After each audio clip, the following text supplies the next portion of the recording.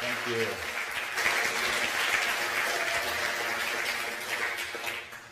It's a pleasure to be in London again. Last time I was here was the premiere for BAFTA at the Sirius premiere, and it was just over here at Piccadilly, I think. Big thank you to Mark Woodgate. We wouldn't be here without Mark. Thank you, Mark.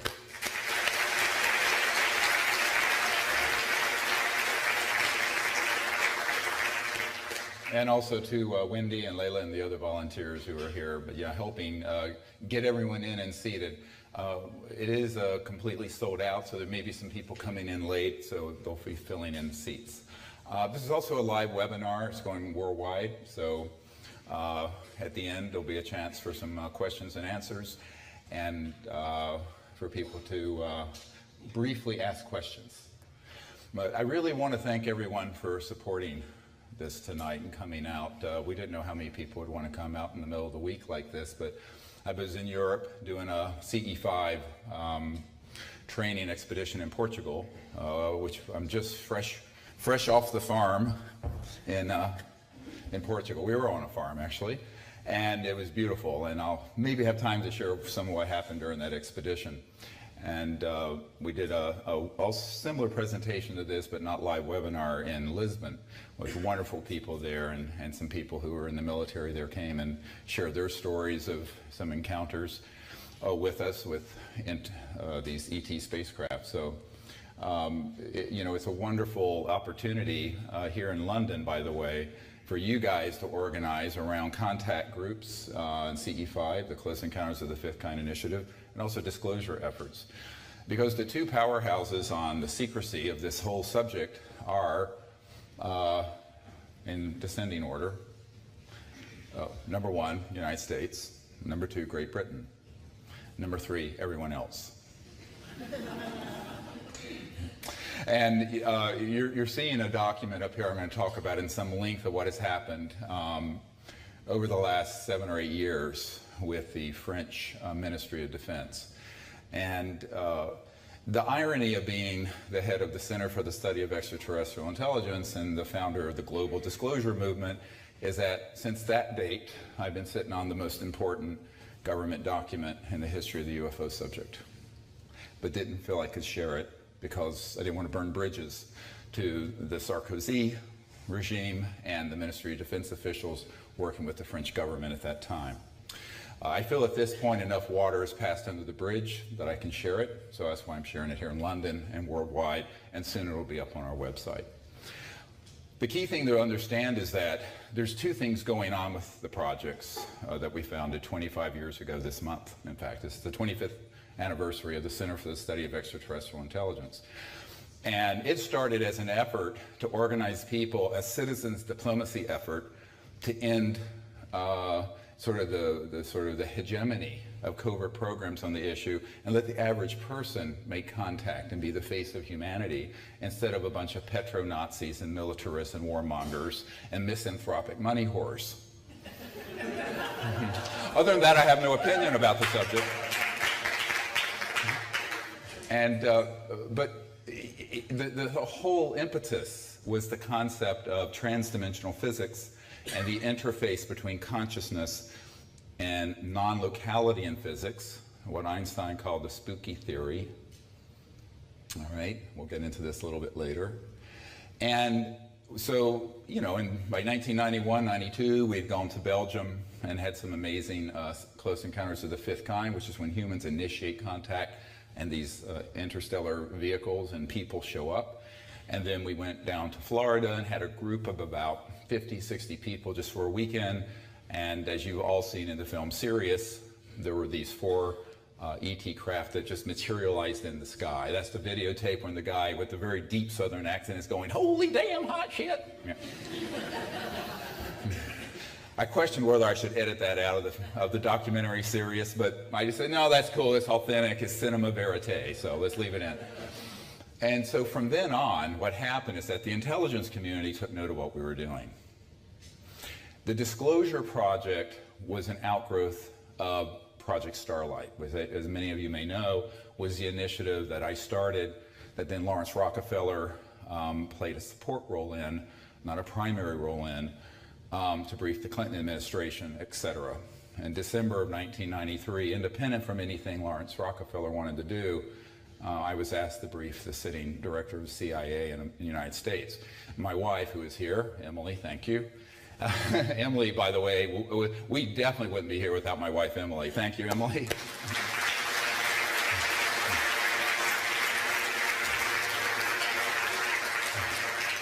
Yeah, we just had our 36th anniversary. Yeah, I know. Cool.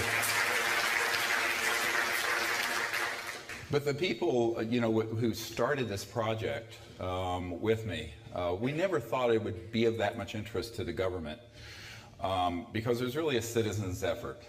But by the time President Clinton got elected and was in office, the folks who were his senior national security advisors in Inner Circle had been contacted by people following my work and said, you know, this is really happening.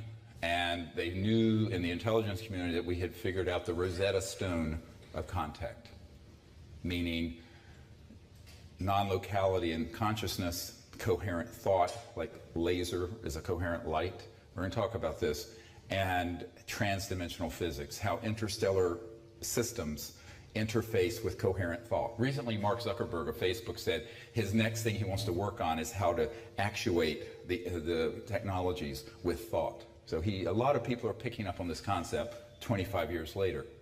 But if you're dealing with interstellar civilizations, they figured this all out a few thousand years ago, a few million years ago, maybe 10 million years ago. And the universe is 14 billion years old, so who knows how long ago some of these civilizations have figured out these technologies. All I can say is they work. And they work because, as I shared with the CIA director's wife at dinner, you can't get there from here, as we say in Maine. You cannot communicate using the speed of light across interstellar distances. You have to drop out of 3D, 4D, go into transdimensional physics, and if you go into these other dimensions, you're interfacing with the realm of thought, consciousness, thought forms, et cetera, and so on very quickly.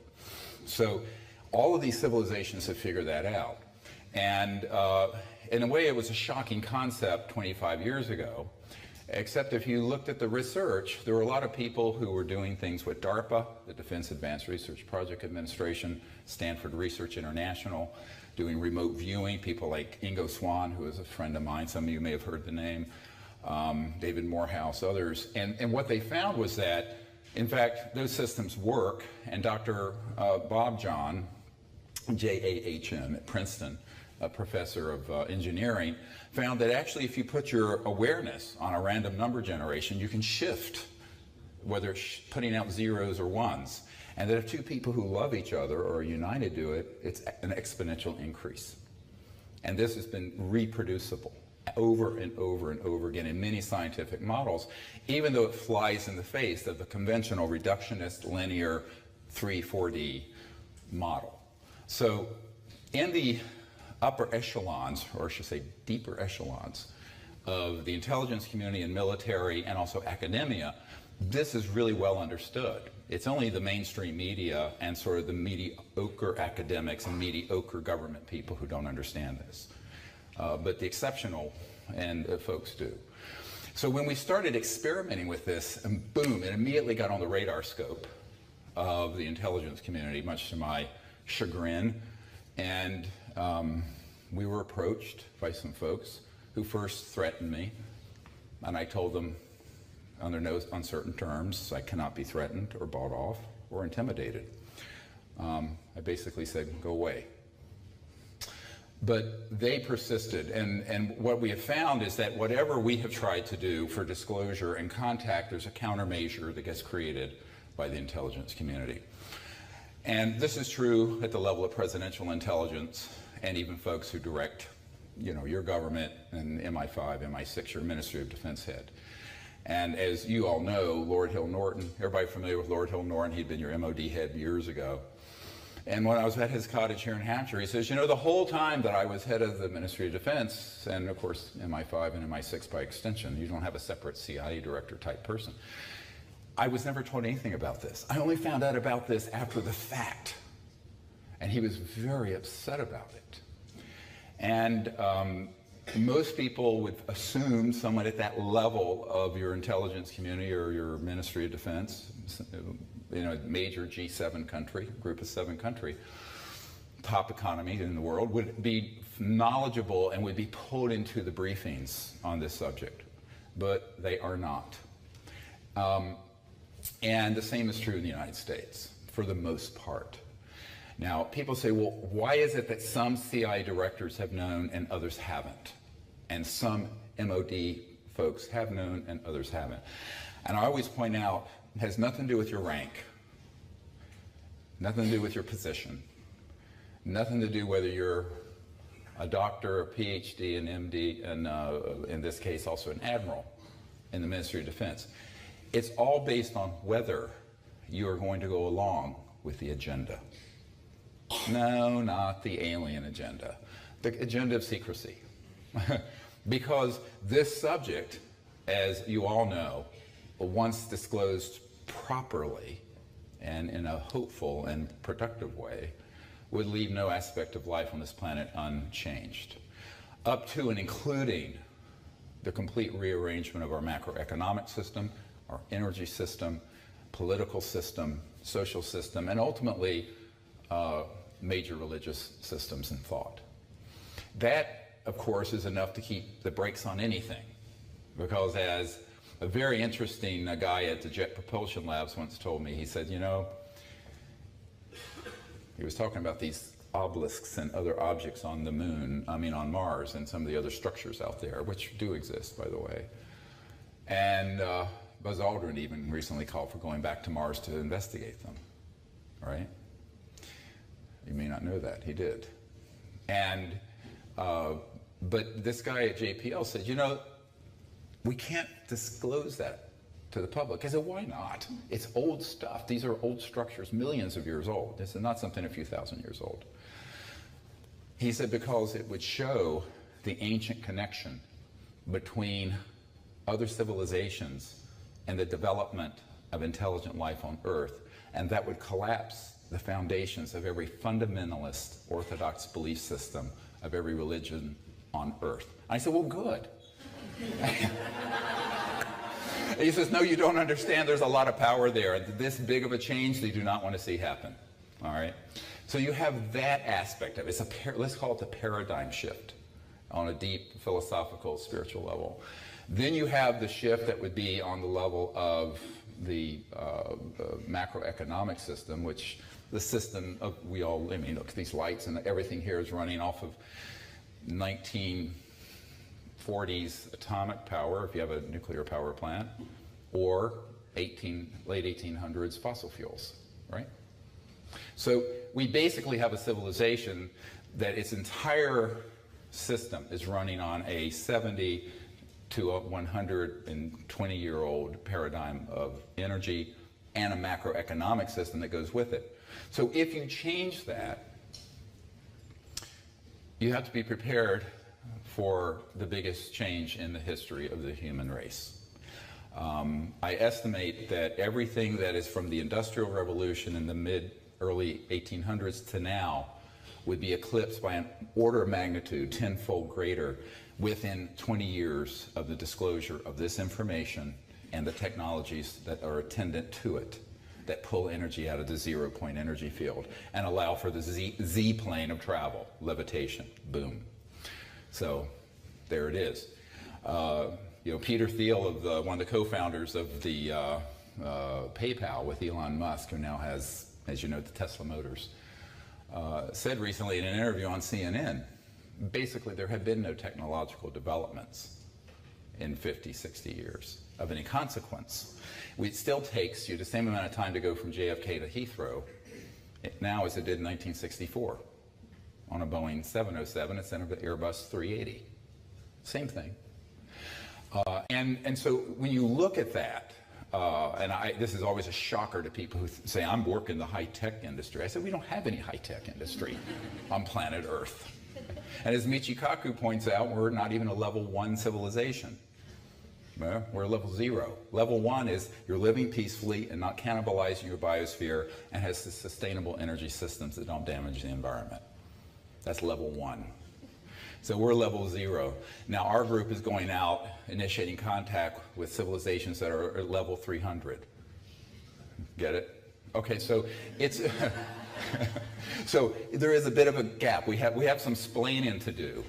But actually, that gap can be closed very quickly once people stop lying about this issue. And this is why the intelligence community became so interested.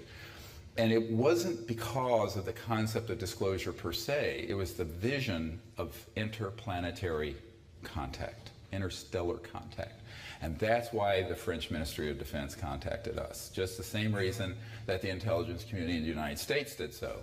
They were extremely interested in how is contact made, and they vowed to embark on a long-term journey to do just that, for peaceful purposes.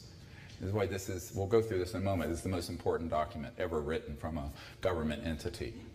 And the attachment is even more astonishing, which is an attachment of all the protocols to be used as contact is made and how it's evaluated, with the full resources of the Ministry of Defense of France. Why is that important? Because it's a baby step of a major country doing something that should have happened in the 1940s, 50s, 60s, had there not been a complete subversion by covert military interests, which Eisenhower, the President of the United States, and a 5-star general warned us about. And also, Lord Hill Norton, a 5-star admiral, a Sea Lord, said that he came to realize that our entire civilization is really at risk, not from the UFOs or the ETs, but from the secrecy. The first director of the CIA, Admiral Roscoe Hillenkoetter, the first CIA director, I have a letter that's up on our website, SiriusDisclosure.com, S-I-R-I-U-S, disclosure.com, that is from him, where he states that the secrecy attending this issue is a grave threat because the folks who have created the secrecy do not have the best interests of the United States or the United Kingdom or of humanity in interest. They have the most venal interest at heart, and that is global control and domination through a centralized macroeconomic system where pretty much most folks don't realize this. You know, we think we abolished slavery in the mid-1800s. We didn't. It's just the American plantation is a little nicer than the one in the Congo. But there is a masters and slaves mentality amongst the uber elites that control hundreds of trillions of dollars worth of assets that require a centralized petrodollar system and a centralized energy system, of which has been an obsolete paradigm for well on 100 years now. So this information coming out isn't just about are we alone in the universe or not. Most conventional astrophysicists agree that we're not. Now, where they disagree is that they would have the ability to get to Earth, because being the egomaniacs most academics are, and scientists in general, with all due respect to any scientists here, every generation thinks that they know everything. So they can't imagine there'd be a civilization so far advanced beyond us that they could get from 4 or 5 million light years away to here. But that's exactly, I'm going to show you a picture later of an interstellar ambassador who did just that from the Andromeda galaxy. And so I'm going to show you the most important document and also the most important picture in the history of the UFO subject and how that happened tonight. Now, all of that brings up this question of, if the governments of the world don't do this, then the people should. And that's what I concluded in the 1990s, that the people lead, the leaders will have to follow eventually. But it isn't going to be through passivity. You're going to have to organize your own contact teams, which Mark here in England has done and gone out. You're going to have to organize your own disclosure witnesses who are deep whistleblowers in your Ministry of Defense in MI5 and MI6. And you're going to have to encourage the government to try to begin to catch up with what the French are doing, and which a government I cannot discuss because it's a negotiation and process, is about to launch on, but it's one of the most important countries in the world, not American or UK or French. You can go guess. There are a few. So, and also they're wanting to push hard on bringing out the technologies. Now, we hope their prime minister doesn't get assassinated trying, but you know, and believe me, the threats that I get on a weekly basis into my project is, you know, amazing. But these people in governmental positions need to take the responsibility, and you need to hold their feet to the fire if they don't. And then take matters into your own hands. By the way, isn't there a bloke named Gary McKinnon or something like that here in the UK? After the Disclosure Project events in 2001, this young lad decided he'd start digging into this subject and hacked into some computers. And he got prosecuted. They tried to extradite him to the United States. I reached out to his attorney and said, look, you're arguing this all on the wrong merits. All on the wrong merits. Anybody in here who's a whistleblower, listen, and everyone online listening, I know there are people listening in these divisions, classified, above, top secret, unacknowledged projects are listening to this. Do not buy into the legality of the national security orders and oaths related to this subject. They're all null and void. We vitiated them back in 1998.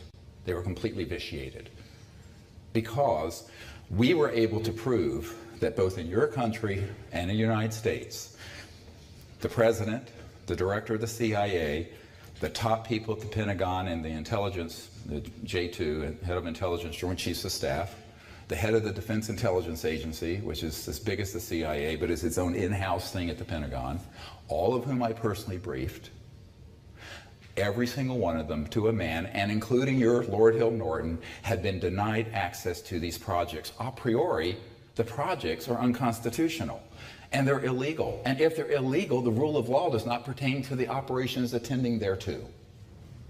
Got it? Yeah. Therefore, anyone who wishes to step forward, documents, material, biologicals, technologies, they are free to do so without penalty of law, because the operations themselves are illegal. Now, when I got threatened in 1991, 92, 93 by some folks from the agency and the FBI doing what I was doing, I said, really? Come put on the bracelets. You want to get on the dance floor? Let's get on the dance floor right fucking now. Excuse my French. Because I will clean your clock if this goes to trial and you try to put me in prison, because I will be able to then hit subpoenas to this CIA director I briefed, and to these generals, and to these admirals, and to your MOD head. And when they testify that we don't know anything about these projects, they're unacknowledged special access projects which are illegal, I'm going to have you point, set, match. So just stay out of my way. And they did, because I haven't been imprisoned. And I put on the street many, many top secret documents. Now, that's what Gary McKinnon's lawyer should have argued. He argued all the wrong things, completely untutored on what the constitutional theories are for the Disclosure Project. Does this make sense? Now, when we went from Project Starlight, which was the initiative, and the documents are up on our website. By the way, the AP sued, the Associated Press sued the Clinton Library to get them released. And they are released officially. Signed by myself and a bunch of cosmonauts and astronauts and former KGB people, people from all over the world saying, lead this effort to end the secrecy, et cetera, and so on. When I realized that the president wouldn't act, and the Congress wouldn't act, then I said, then we're going to act. That's how the disclosure process. The first was offered to our leaders, including your own. And by the way, there's a guy named Nick Pope, who used to be with the Ministry of Defense. When we had the Alton Barnes event, where there was an interstellar vehicle that materialized in the field and was floating towards us at the wee hours of the morning, MOD found out about it, and Colin Andrews was contacted by Nick Pope when he was working there and said, would you come to London for a meeting? I said, sure. So that I met him when he was still in that office. But he admitted he just gathered intelligence and kicked it upstairs, and it went into a black hole. He had no idea where it went. And he admitted that. And that's when he was still working there. So, and perhaps he still works for them, I don't know. But the point I'm making is it's highly, highly compartmentalized. So when the French first approached me, I'm giving you this background so there's some context of understanding why and how this happened. They first contacted us through some very prominent French diplomats, and who said to me, look, we're very interested in pursuing this for peaceful purposes, because I made it very clear I would not be involved in an operation that militarized the contact or had any weapon systems on site or involved, except to keep the bad guys away from us, including radar systems, air support, naval support, ground forces, special forces. And that's what I requested. And they said, fine, we'll do it. And what ended up happening is that they were gathering information on what was really going on the subject in the United States, and to an extent indirectly in the UK.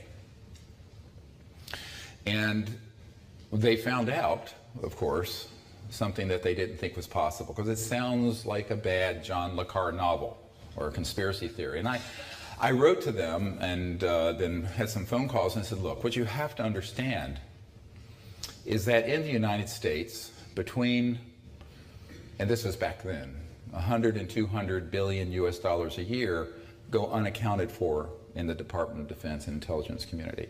No one even knows where it's going.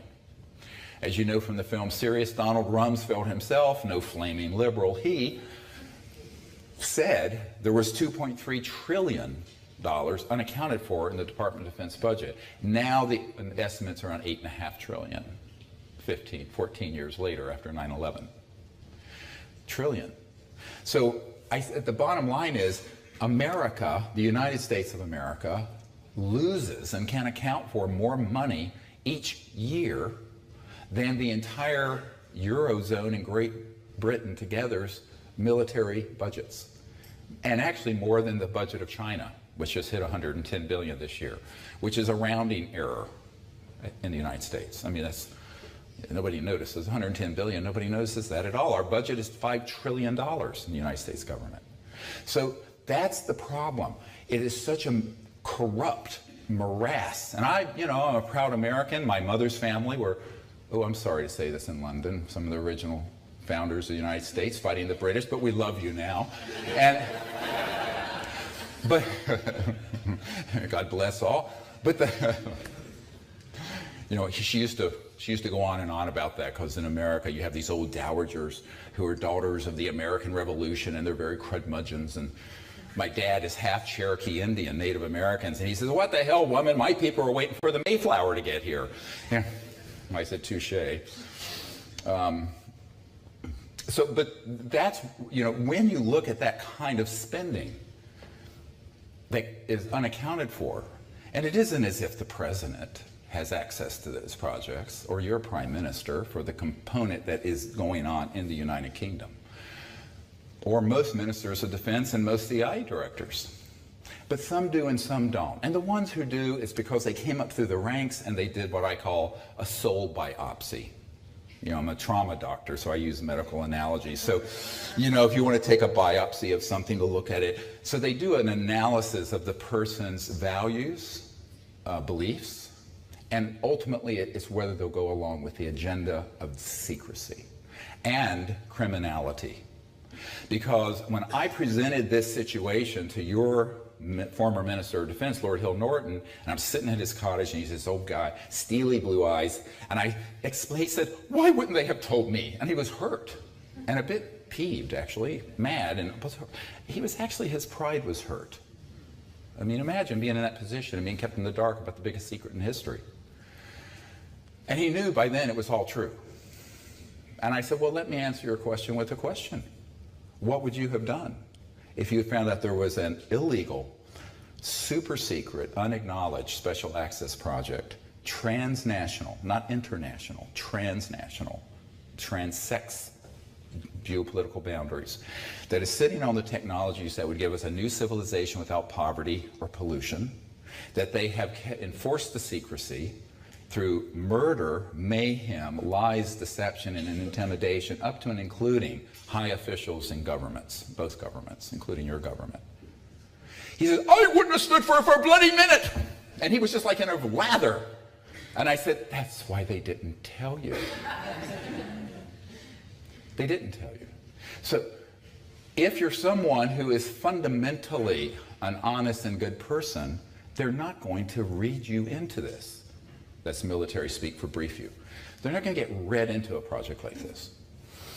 So when I began to explain how utterly, completely dysfunctional the American military, industrial, laboratory, corporate, financial system is, and how deep black it actually operates. Anything important almost never is brought to the attention of the President of the United States.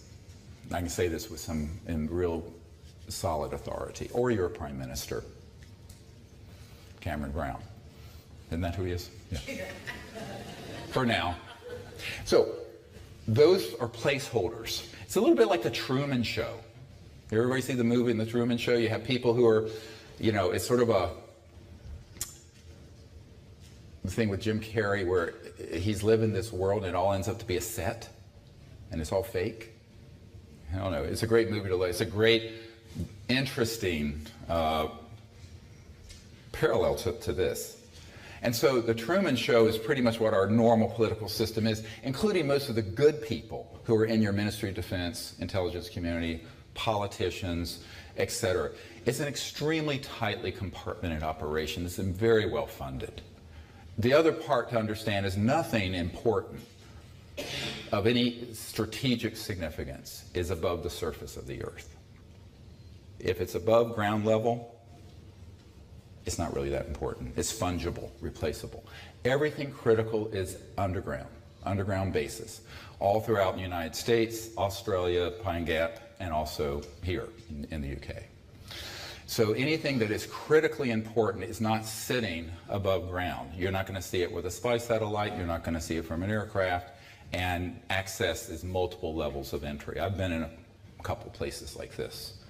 So that's basically how it's managed. Super secret, illegally, and they tell the people they think they can manipulate. But they will tell certain people a little bit of information if they think they can manipulate them by giving them a little piece of it, usually a distorted piece. We had a president named Reagan, who, you know, put all this effort into the SDI, Star Wars initiative, which is really a cover story for putting platforms in space targeting interstellar vehicles, which is what we're doing. It really had nothing to do with brilliant pebbles. That was all just a cover story. The real money was going into interstellar targeting and tracking of these ET craft and shooting them down, which we've been doing for a very long time. And they told him just enough information in a xenophobic way, in a way that was scary, to get his cooperation with that project. And that's why at the UN, if you Google it, you'll see that Reagan said, wouldn't our job of creating world unity and peace be easier if we had a common alien threat to unite against? Very familiar theme. Douglas MacArthur in 1950s, his last address to the Congress, said World War III will be interplanetary. This has been planned since I was 1 year old. I just turned 60 in June. Still bench 410. Anyway, but I know, I'm very eccentric about my workouts. But that's the problem, is that this secrecy has to do with another whole issue, and that is creating the psychological propaganda and the juggernaut so that people will accept the cost of the next level of militarizing the planet. Going from, and actually Werner von Braun said, it would go from the Cold War to nations of concern, rogue states, to global terrorism. This was all in the disclosure stuff before 9/11. And then objects in space that could be a threat. You hear all this stuff about asteroids and stuff, to playing the final card, the alien threat, of which there is none. But it'd be great if people could be convinced there is, because they could support then, instead of $1 trillion a year coming into the military system, it could be 5 trillion or 6 trillion or 8 trillion, because the whole world, like the movie Independence Day, would unite. Let's kick alien butt. You see? It's jingoism of the worst kind of propaganda and brainwashing, which 99.9% of people who study the UFO subject have been completely infected with.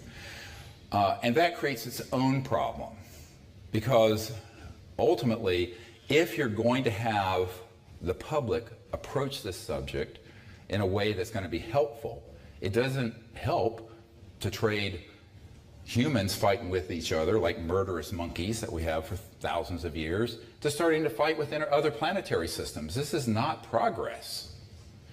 So progress requires a more universal outlook based in the concepts of cosmic awareness and universal peace. It cannot break down into, oh, well, you know, yes, we're not alone in the universe, but by the way, there's some out here we need to be fighting. Why? Because if we do that, it's the end of the world, period.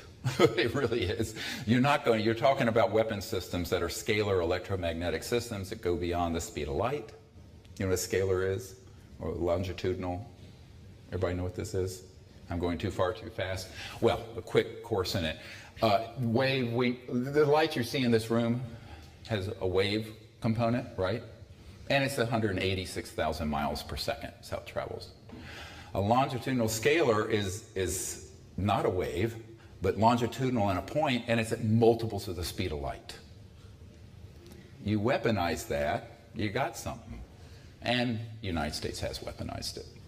So that's the systems that they're using to track, target interstellars as they come through the crossing point of light, step down from other dimensions into this dimension, hit it, boom, down they go. You hear of all these crash retrievals that have happened over the year. That's how they've happened. And I know exactly what the technologies are. I know men who've worked on the systems and operated them, much to their regret. And this then requires some people in governments and the grassroots to say, let's find a better way of making contact. Let's not recreate the mistakes of the last few thousand years, because a new era has opened, the hallmark of which is universal peace, not interstellar war. As great as that is for selling Hollywood movies, it's a very short future. Timeline, boom, stop. Right? Because we're not talking about these. You weaponize this kind of information and technology, it makes a hydrogen bomb look like a tinker toy. So we have got to understand that the existential crisis we have is really in consciousness and our social and spiritual development. But that has to be then applied into our policy. And what's beautiful about this is that even after explaining all this to the Ministry of Defense officials and their Air Force folks and intelligence officials in France, well, the first thing they said was, this is fantastic and terrible, when I explained the nature of secrecy in the United States, United Kingdom, and many other countries. And they said, but then if they said, well, I don't know how much we can do, we'll do what we can. As soon as they faxed me information about what they wanted to do with our team to go and make contact, they got a call. Their ambassador from France to the United States got a rather nasty call, irate, and said, what the hell do you think you're doing? And the ambassador from France to the United States said, well, we're planning to initiate this research project, but also a peaceful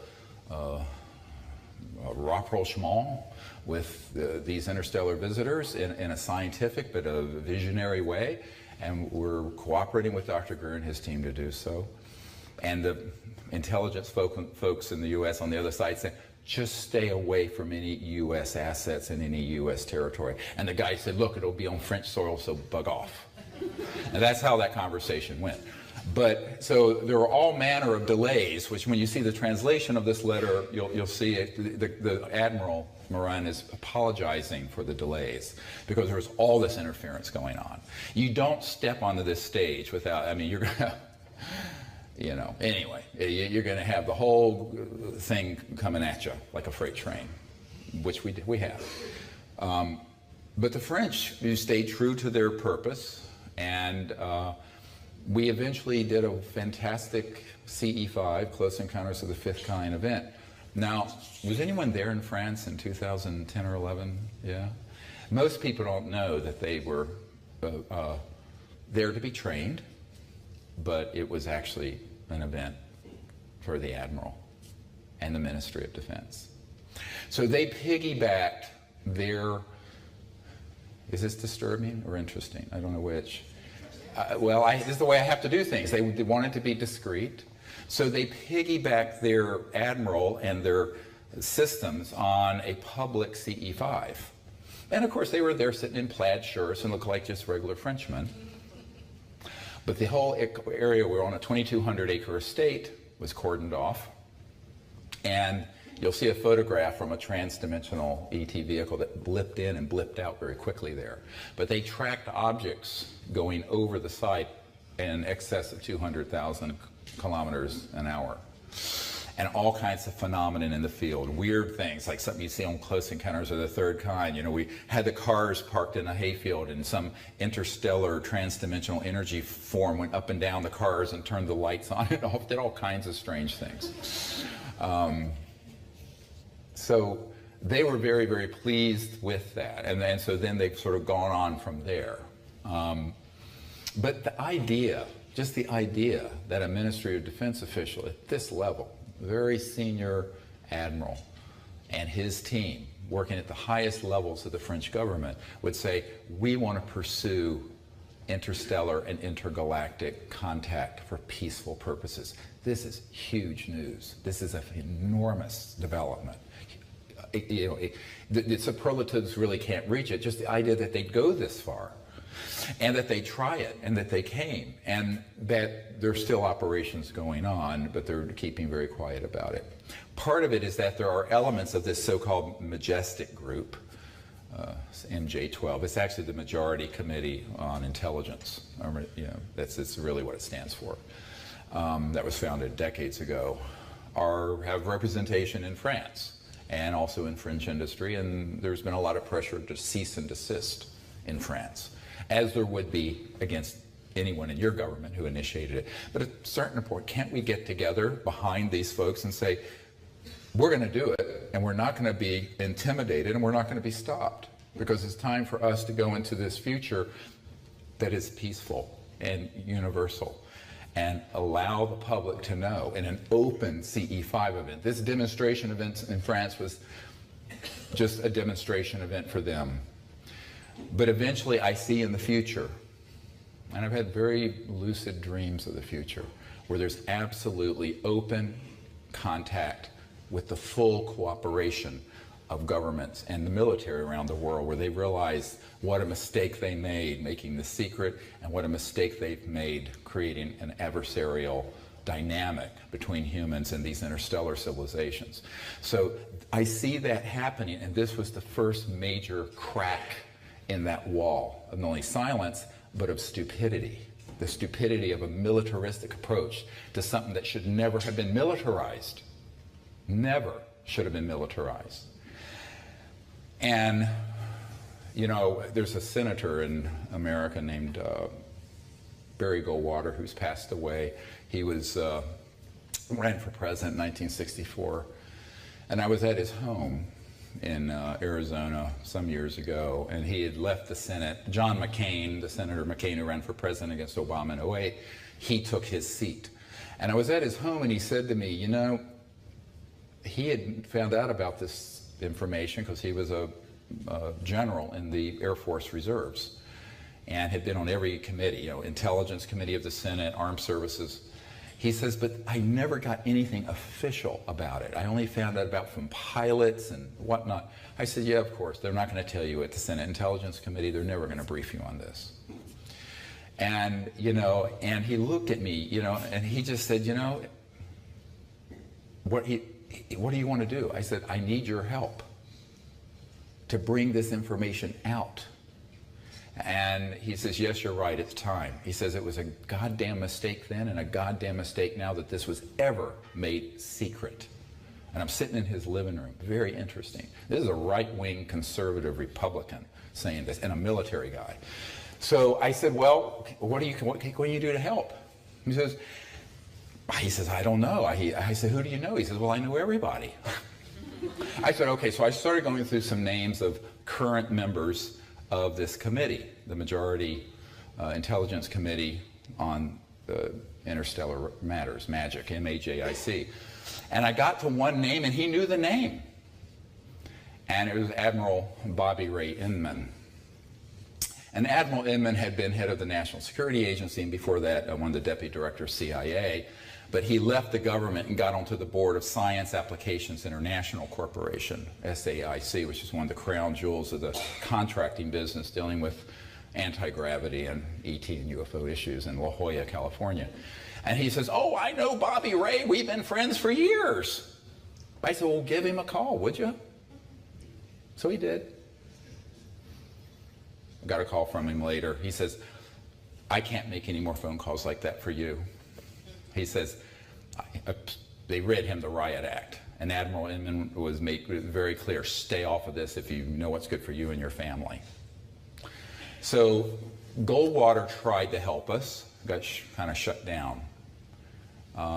Admiral Bill Colby, the CI director under Ford, was going to give us a 0-point free energy device and some just starter seed money of around $50 million to get it out to the public as an open source system. The week he was going to meet with a member of my board of directors, they found him floating down the Potomac River. Yeah, that's what happened to Bill Colby. So there's been a lot of sacrifice to get us this far. And so I think people have to understand that at a certain point, you've got to pull the folks together and have a mass movement to do it within government, but also with the public. And that's what we're working to do, to make contact, to effect disclosure, and to bring out these technologies, all three. You can't do one without the other. And by the way, that's why the subject in general is secret. Everyone says, well, couldn't they bring out the medical healing technologies? I said, no, because the physics behind transdimensional healing energetically is the same that would run your house without a power bill and use of petrol. Well, can't they just disclose that the ETs are here? I said, yeah, no. If they disclose that the ETs are real and they're here, or even those old objects on Mars, aside from collapsing the fundamentalist belief systems of people who think we rode dinosaurs like the Flintstones, you know, that's 25% of Americans believe that, by the way. No, that's a true statistic. You know how you're riding the dinosaurs like that? They have a museum in Kentucky, $27 million, where they teach children that this is actually our history. Ideas so untutored it beggars the imagination. But anyway, everyone's free to their belief, and and they're sincere, but they're sincerely wrong. And so this then becomes all this has to come together, and even if you acknowledge that there's intelligent life out there that has managed to get here, the very first question any astute scientist is going to ask is, how did they get here? When that question is asked, it shall be answered. When it's answered, it's the end of the world as we know it, like the REM song, but I feel fine. All right? Because there goes oil, there goes gas, there goes your public utilities, transmission lines, nuclear power, internal combustion engines in the boot of your car, not the boot, the bonnet of your car, you call it, or boot if it's some cars. Jet engines, obsolete, 1930s technologies. Rockets, 1940s. Everything changes. Everything changes. It's huge. So that is what they're forestalling. And by the way, one of the reasons why most public officials won't act on this is because they don't want to manage the change. I had a very interesting this is why this is such an act of courage, amazing courage by the French. God bless them. Because an admiral in the United States who is head of CONUS, Continental United States Security, very powerful guy, he said to us, my team, we were meeting with him, and he said, yes, you're absolutely right. This should come out. He says, but my real task is maintaining the status quo and the homeostasis of the global energy supply. That's it. That's why we're in the Middle East.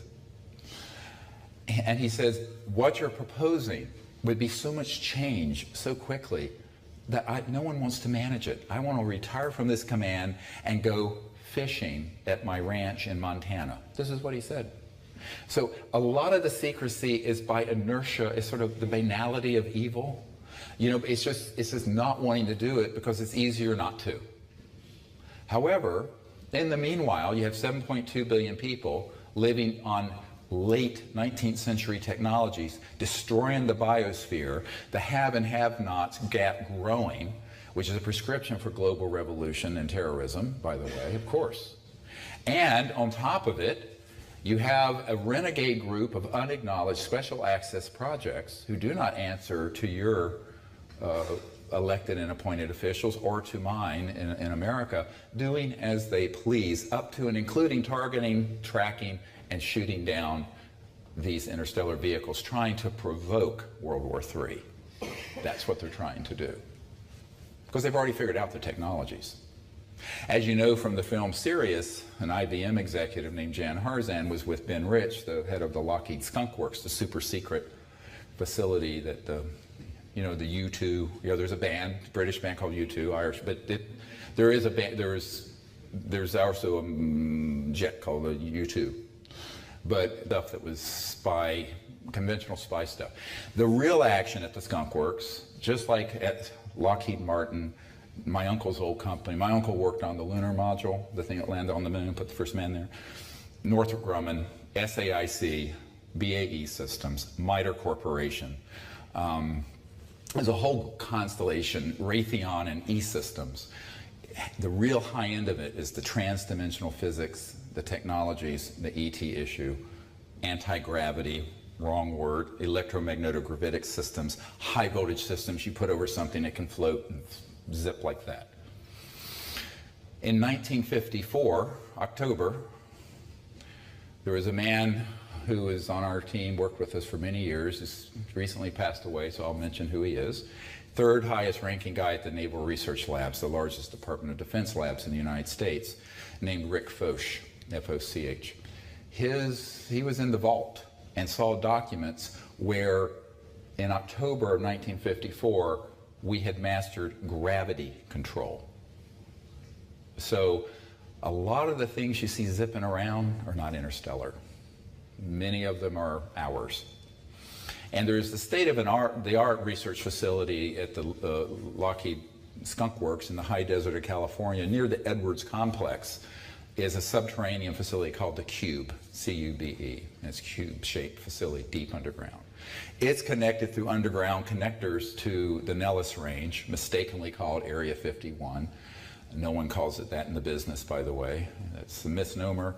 The real action there is at Pahut Mesa, Groom Lake, S4, S9, and S12. Those are the proper names. Blackjack Control and Blackjack Operations. I have a document, it's the first document that was in the Obama briefing that lists the code names and project numbers on there. That's a National Reconnaissance Office document. By the way, NRO, National Reconnaissance, they run all the super secret birds, spy satellites. Amazing stuff that they have. And if you go to their headquarters, it says over the door, "We own the night." And I turned to some people on my team, I said, well, we need to own the light. They can have the darkness, we'll have the light. But that's their motto, we own the night. And you can see anywhere, anytime, through cloud, down to anything you're reading. And you can be talking to a friend on the top of Mount Everest or anywhere else, they'll hear every word you're saying if they want to know it. That is true. Ben Rich said this, there are no private conversations anywhere on Earth, number one. So forget Snowden stuff with, PRISM. I mean, that's like level 1 intel gathering NSA. It is. It's like, it's not even, because the president knew about it. And so the Senate, if they knew about it, it's like 40-year-old technology. It's true. Absolutely true. Because the real action's in the unacknowledged special access projects. And so when Ben Rich said we can take ET home, as you saw in the movie series, he meant it. So we had mastered gravity-controlled trans-dimensional systems. Now we're not There's all kinds of conspiracy things. We're not actually allowed to go out there because there's sort of a containment zone around Earth until the rampaging primates make peace. That would be us. And quit clubbing each other over the head over stupidity like ideologies and this ism and that, and whatever. We're not allowed to go too far out there. And there is a containment policy. It was lifted for the moon, because we do have facilities there, but no further. I only have a couple hours, so I can't get into all the details of this. I'm trying to give you the big picture. Now, that means, of course, anyone doing this, what I'm going to go through in a moment, is going to be running into the buzzsaw. Anybody read the book Into the Buzzsaw, the foreword by Gore Vidal, about people who tried, journalists who tried to blow the cover off huge stories like this, going through the buzzsaw and being chewed up. Some were killed, some died, some had suicides, some got sick, some fired, whatever. But it's an interesting mainstream media book, actually. And you're going to have to contend with the fact, and this was why I brought all these folks to Washington, and I had them meet with senior people on my team who have been in these unacknowledged special access projects and been with me at briefings. You know, I introduced, there's an astronaut named Edgar Mitchell. I introduced him to all this. I brought him to the Pentagon to brief Admiral Tom Wilson, who is the head of intelligence for the Joint Chiefs of Staff. So back in the late 90s, 97. So that is all a process that they needed to know before they stepped into this. Now, I wasn't trying to scare them off, although I may have a bit, because it caused a few-year delay. But I wanted them, in medicine we call it informed consent. And I wasn't going to lie when they asked me what kind of security risks would there be to us doing this. I said, well, first of all, the people keeping the secret transnational. They have representations, covert, deep cover in your country. They have technologies like you cannot believe. And they have reconnaissance over France that will know everything you're doing in real time. So nothing will really be done secretly. So that you factor into bake that into the cake from the get-go. And they went, oh, mon Dieu, you know. And I said, yeah, okay, so it doesn't mean we can't do it, but be aware. So it became this cat and mouse thing to set this event up, that apparently there was a woman here who was there, and some other people I know. They had to set up a security perimeter, a radar perimeter, divert air traffic, everything for this event. These 3 nights in the Brittany on a 2,200-acre estate that had been part of a family who ironically helped organize the French Revolution, like my mom's family did in America, but who also specifically organized the beheading of Marie Antoinette. Some very interesting vibes at this estate. Anyway, but welcome to my world, a little strange. But anyway, it was beautiful because the events that happened were just magnificent, even though, you know, I mean, it was not known by, there were 60 people there were only a dozen or so that knew why we were there. But it was an introduction to them of how to go into the samadhi state, remote view interstellar civilizations, create a coherent thought sequence that results in contact being linked into their electronic systems, ET electronic systems that interface with coherent thought. How to comport oneself when events are taking place, etc., and so on and so forth, as well as what to monitor. And moreover, what the philosophical underpinnings are that lead to successful contact. It cannot be an us versus them military approach, because that leads to nothing but a disaster. And in fact, the last 60 years prove it. Eisenhower did actually meet with ETs at Muroc, M-U-R-O-C, near Edwards, what's now Edwards Air Force Base. I believe it was 54 or 56. I have to look at my documents. And I actually got a letter from someone who was there with Eisenhower at the meeting that was sent to me by the French intelligence. They had it. It was very interesting. I wish a lot of this had made its way into the movie, serious. We're going to do a follow-on documentary if we find the filmmaker who wants to do it. Anybody know a good one? Come to Charlottesville, Virginia, near the University of Virginia. We'll do it within 6 months. So that is, you know, that was something that when they realized that there were all these issues around making contact, but that it could be done if you had the right philosophical perspective, because the ETs are not unwilling to make contact. They're not unwilling to make contact with buffoons or militarists or people who have an antiquated pre-diluvian worldview that anything we don't understand, we have to shoot and kill and knock down out of the sky. You see? But these were highly conscious people, very on board with the philosophical underpinnings that are the prerequisite of contact. And that is why I say this was one of the most important initiatives. So let's scroll down, if we can see. I'll get my laser pointer and just point out a few. I know most of you don't read French. I certainly don't. I'm a medical doctor where they say it's equivalent to learning 4 foreign languages. So, not yet, but we'll just, so up at the top. Can you see the red pointer? So this is Dr. Pierre Morin, who's an admiral, who's with the Ministry of Defense, urgent, 16 January 2007.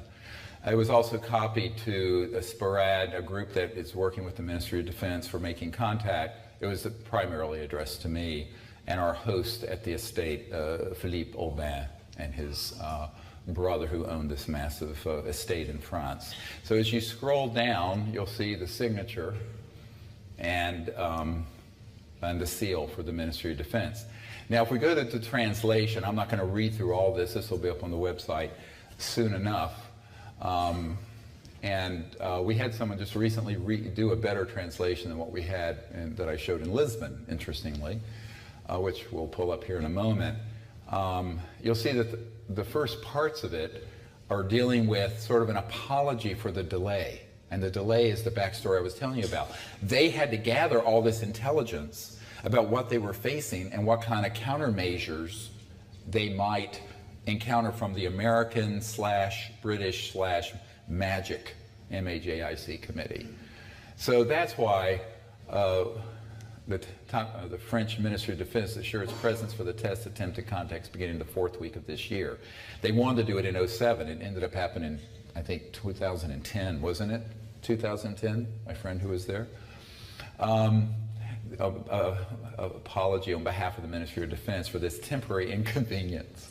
It's only a temporary delay, and we request all participants to postpone the meeting. The initial CE5 event was going to be in the 20. It's very interesting that it would have been in the summer of 2007. Due to short-term political imperatives, the MOD is obliged to request the participants concerned with the feasibility operation reported the tests and contacts be scheduled for the 24th and 25th of this year. This is worded awkwardly, but the actual original is worded awkwardly. The full determination and active collaboration of the MOD at its highest level regarding the entrance of France and its scientific community. And this is an amazing statement. This is addressed to me. By the way, it's not classified, so I can share it. I've just been not sharing it because, again, I wanted to give them time to sort things out. The protocol of reciprocity, meaning with the ETs, of acquired knowledge during the rescheduled experiments of the signing officers in close connection with SPORAD, which is a research group that there's an attached document I'll show you in a moment that's, I don't know, 20 pages long about the protocols. Will supply all necessary means of materials, human resources, and financial support. This protocol will be based on 4 categories of specifications in coordination with the needs and efforts according to your recommendations with the support of the MOD. Identification of the source of the ET UFO object, procedure and recognition, biological, physiochemical, relative fields, and miscellaneous language, laser signaling, and things of this sort. I don't know what MFP means. Quality of the source, to document the quality of the source, biological if possible, in relation with the validation of our entries and contacts made this category critical. Availability of the source, this category regroups the fields regarding the contact possibilities and future exploitation of the above mentioned.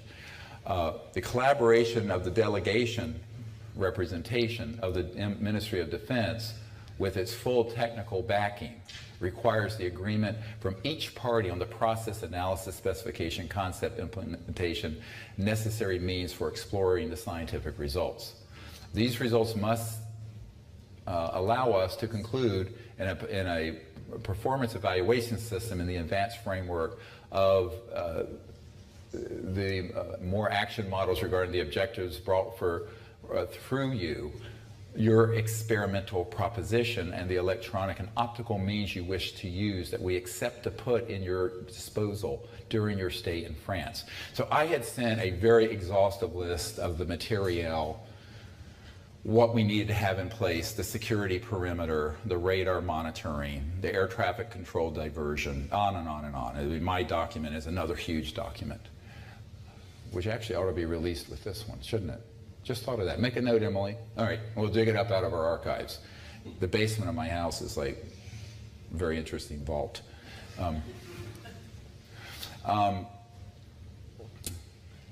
Besides the fact that our imperatives forbid us to take part during the 2 coming weeks, see, we were going to do it in those 2 coming weeks.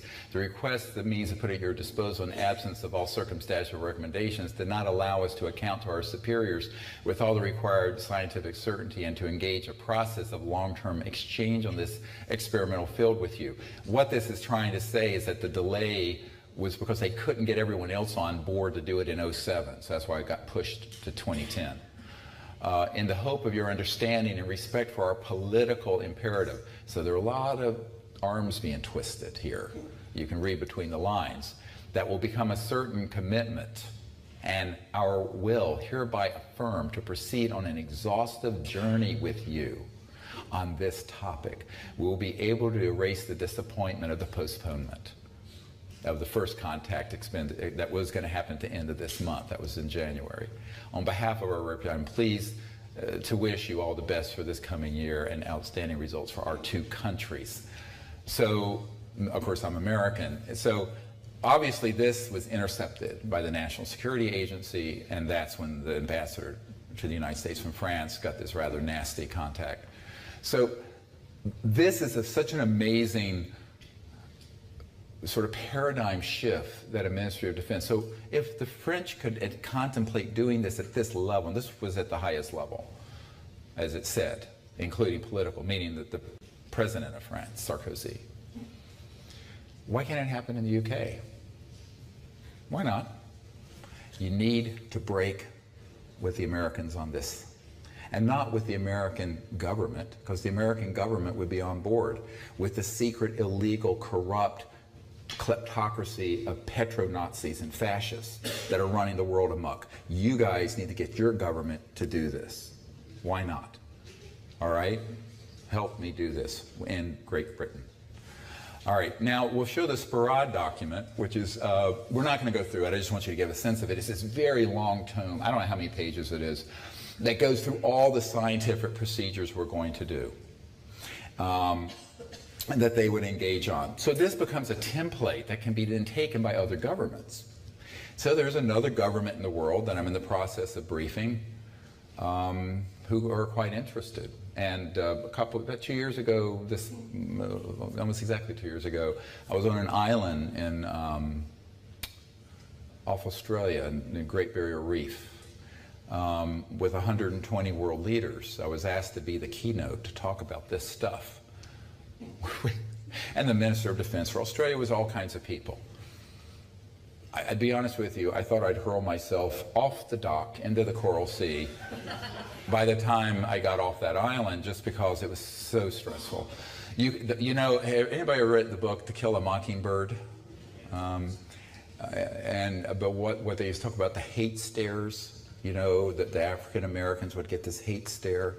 I know that because I had an African-American girlfriend in high school. And let me tell you, this was in the South in 1972 and 3. So the fact that I wasn't lynched and killed then is something of a miracle. But the folks who were, I mean, the head of BP was at this meeting. All these folks, I mean, you know, a bunch of folks with big interest in oil, gas. Coal is the only export really Australia has. And I was basically standing up saying, all this is true.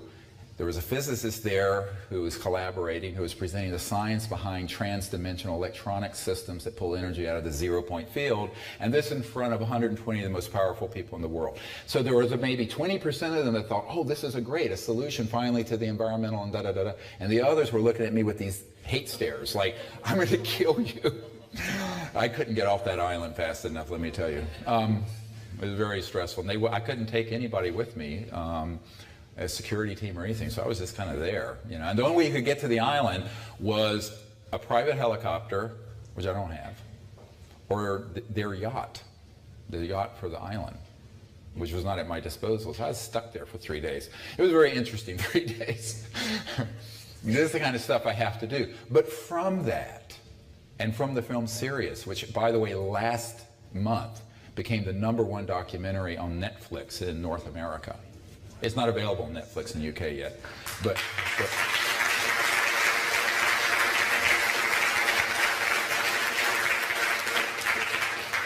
there are people all over the world getting really excited about what we're doing, is the point.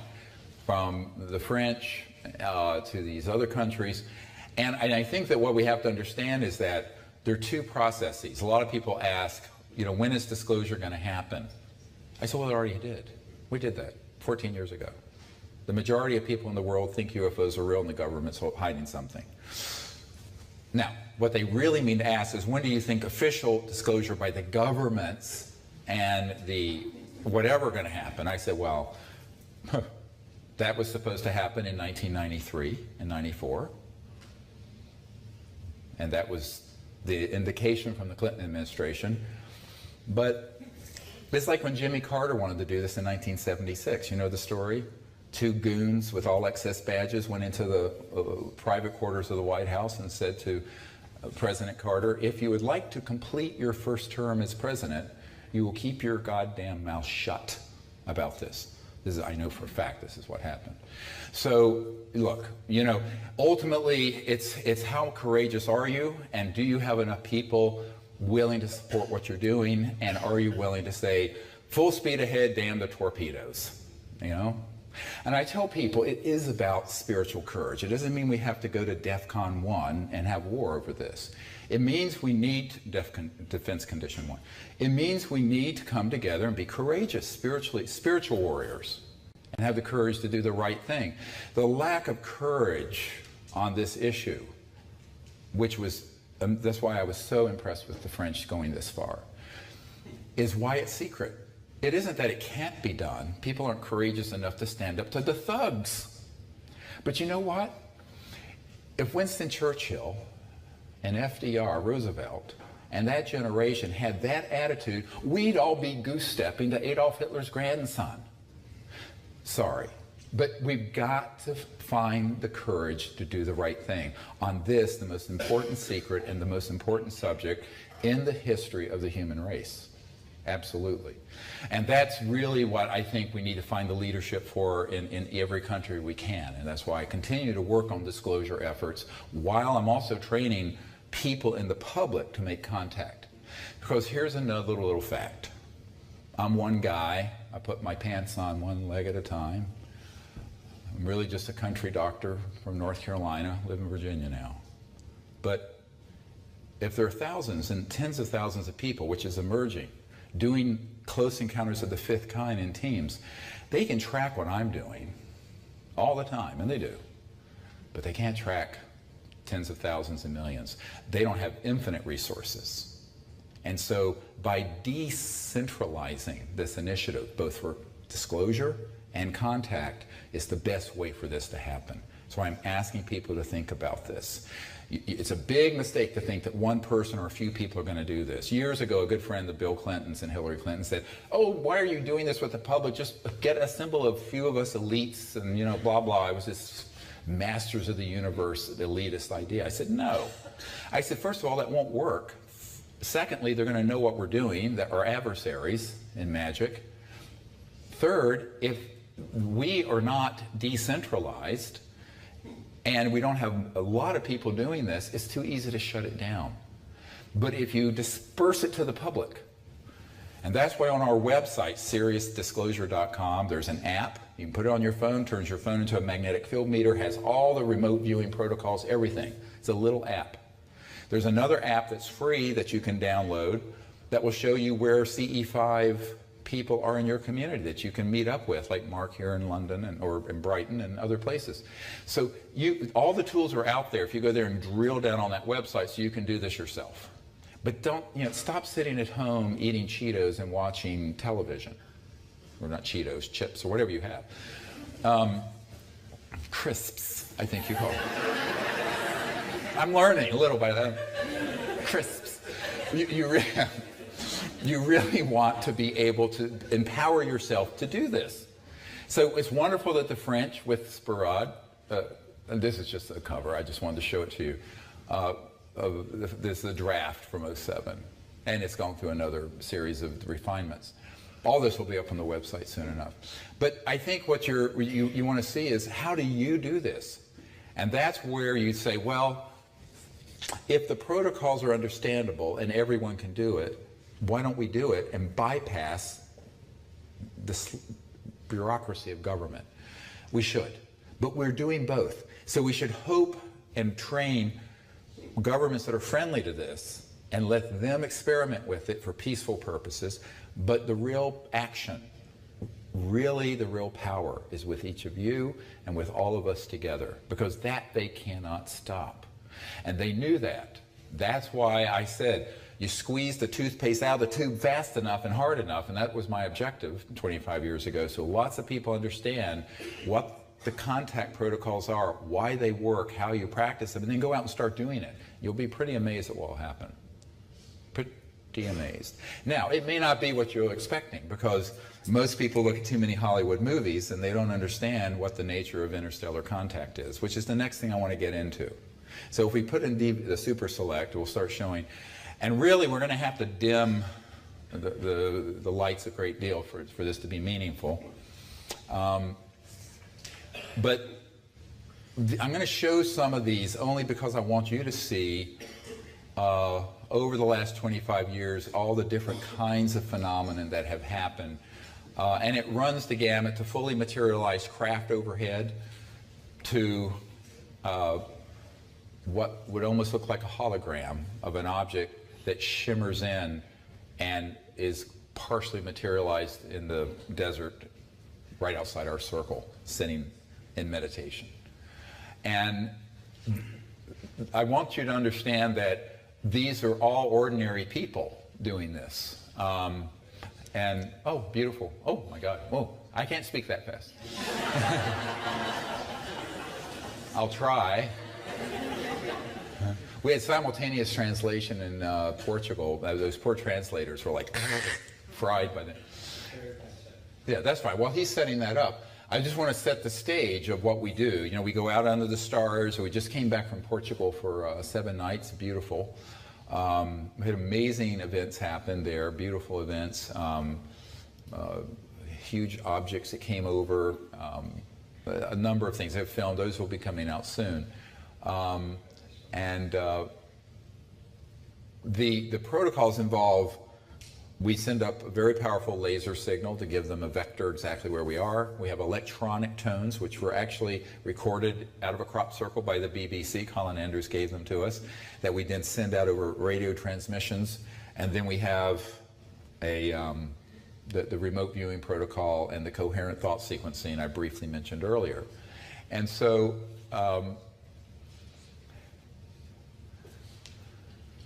I guess, let's show this.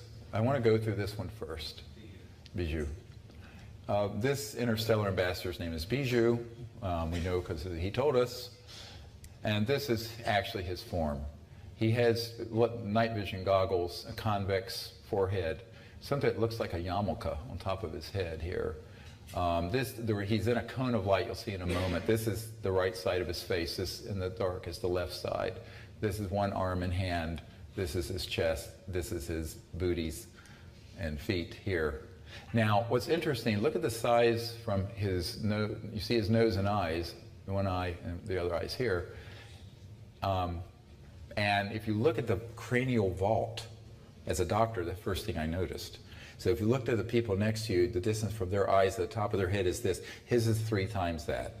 And so we were using some electronic systems, magnetometers, other electronics, and would ask, and I said, your IQ, I'm estimating is in the 400 to 500, maybe 450, and the detector affirmed it.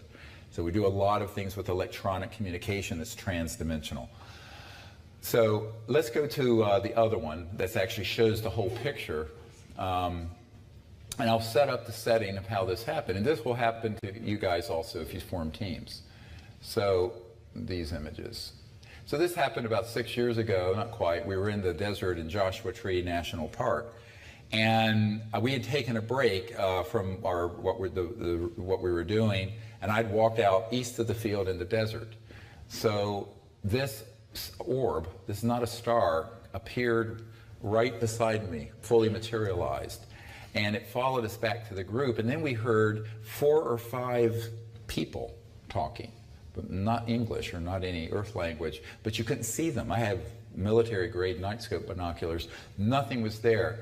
So a member of our team, Raven, had a camera, and she took a picture of the area where the voices were, out in this area. And this orb lights up a bush, and these are blankets or sleeping bags on a chair, because it was very cold. And then there's this strange thing floating outside. Someone said it was like an angel because it has wings. I said, no, that's the transdimensional teleportation energy. So go to the next one, and you'll see. So what happened is that with the naked eye, very little could be seen. But with the digital cameras, but we heard the voices, and this orb was seen. And the orb is actually the containment vessel folded into space-time that has the craft and everyone in it. But if you can imagine, you know what astral projection is? Visualize an electronic system that allows for electronic astral projection, but reproducibly. Too weird? I haven't even started getting weird yet. But that's, let's go to the next image. Oh, I see, it's just doing its, yeah. So then you lighten it a little bit, and you see this guy, and what's interesting is that he actually is floating outside the circle, turns, twists like this, and waves, and has this enigmatic little smile on the face, right here. Now, what was happening in consciousness is another whole story. What was happening with electronics? All the electronics we have, which are laser detectors, microwave, radar, magnetometers, things that pick up the magnetic field change when these objects come in, were all going off in the middle of this 800,000 acre national park. So this is just an example of what can happen, and instead of getting an image of their vehicle, there's an image of one of the ambassadors. We estimate, we went out and measured during the daytime that this gentleman was probably in the 4 to 5 feet tall and was about 3 feet outside the circle that he floated in. Very, very unusual. Now, most people are expecting a fully materialized craft, which we'll show some images, has happened. But 99% of the time, it's something strange. Now, J. Allen Hynek, the astronomer, astrophysicist, said, you coined the term high strangeness. If it's interstellar, it's going to be strange. If it seems prosaic, it's probably man-made. It's probably one of ours.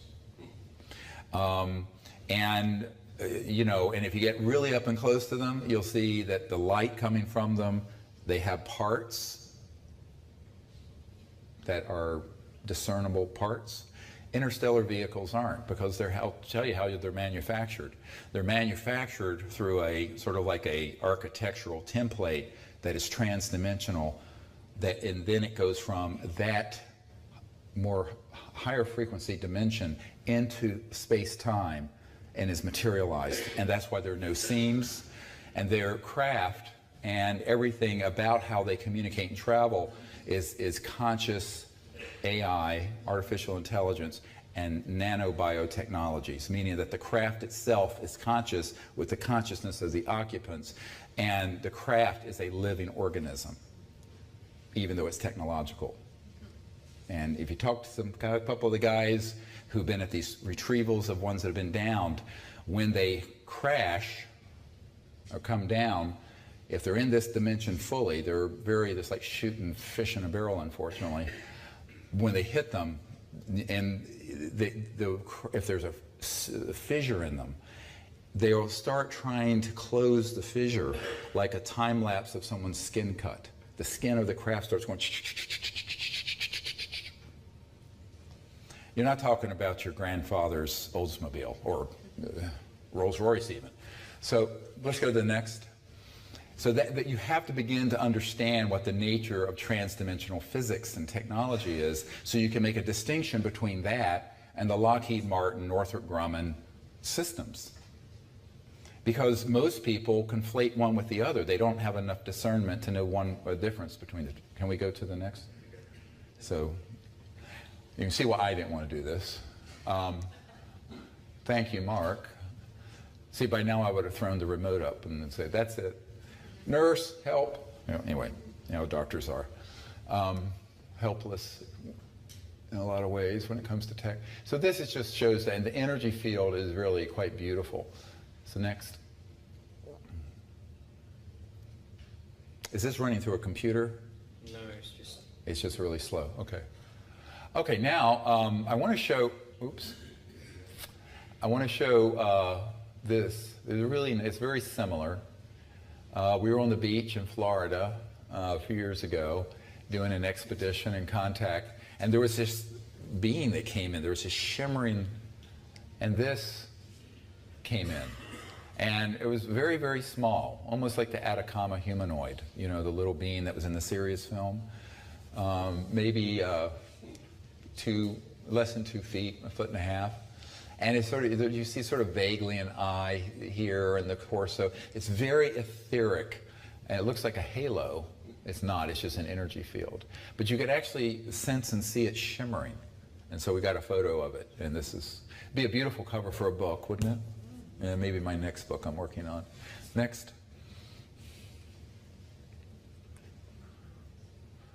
Go to the menu again. So, other things that have happened are really quite interesting. I want to show Wichita Falls. This is an early event. A member of our team, we were out in Wichita Falls, Texas. This is 23 years ago. And this object just literally materializes in the sky.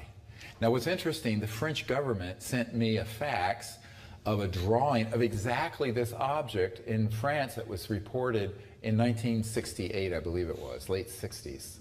A very unusual object with these spikes and sort of an indented area here. And it was during a CE5 event, but this is broad daylight. So some of the objects that appear will be fully materialized like that over or near a group. In Joshua Tree once, although the camera, we were in our meditation, the cameras didn't catch this, there was an object that materialized right over the east side of the field, floated over the circle and dematerialized. Made the weirdest noise I've ever heard. It did like that, like a didgeridoo almost. I mean, it was really strange, or Tibetan chanting. Maybe that's where they got the idea. Anyway, next. And a member of our team, similarly in Santa Fe, beautiful object, seamless, more traditional shaped disc with a little bit of a dome, estimated to 30, 50 feet in diameter here, and it's instamatic. Now, what's interesting about this, she was doing the CE5 protocols, felt, you know how you can feel someone looking at you? Felt there was an object there, didn't see it with the naked eye, took the picture up in the mountains outside Santa Fe. So a lot of this gets into some very unusual, where you really do use this ability to remote view. In other words, go into deep consciousness and see with your inner sight and mind and feel, which is, not accepted by a lot of scientists, but Dr. John at Princeton proved it's absolutely doable. Next. So I know we're going through these quickly. I just want to give you a sense of these. Let's see. Let's show this one photographs in Shasta. Now, Mount Shasta is a volcano on the border of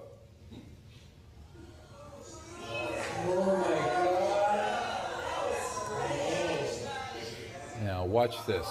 This lifts up from the field in front of it. It is a light ship. Watch it, right here in the National Forest. While we're having fast, it's at the edge of the crossing point of the speed of light. Great camera work. Here it is. Look at how it twists, turns, and then dematerializes there. We had several of these happen in Portugal, where they were right there, and that is one of the best videos of not a man-made, but an ET vehicle. And it's from a civilization that has always had a lot of activity around this volcanic area of Mount Shasta. Some believe it's the remnants of ETs that were here when Lemuria and Mu, the continent that allegedly existed in the Pacific Ocean that sank.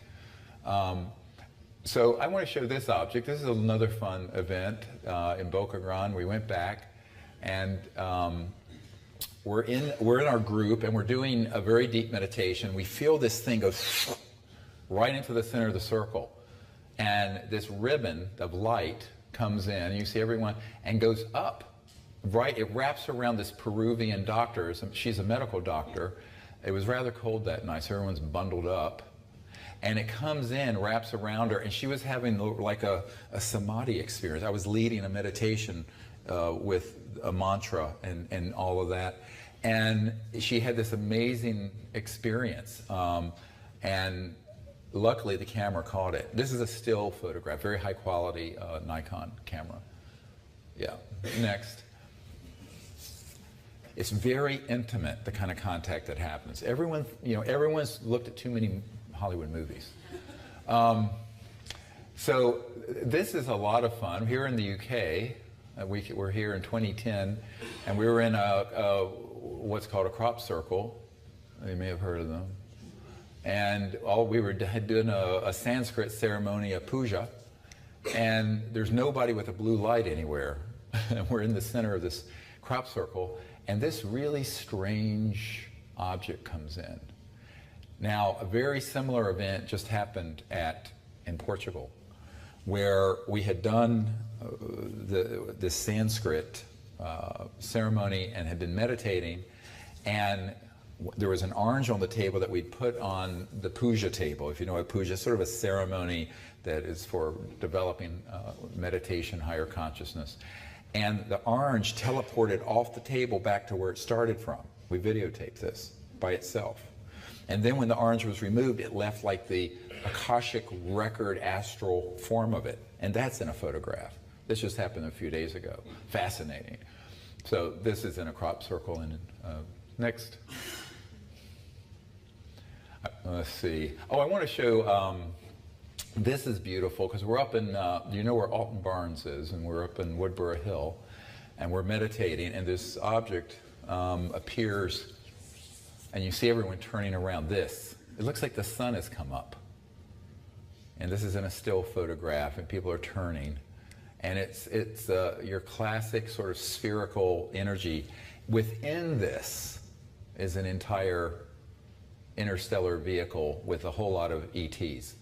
Now, I wanted to show this, which happened in France, this purple.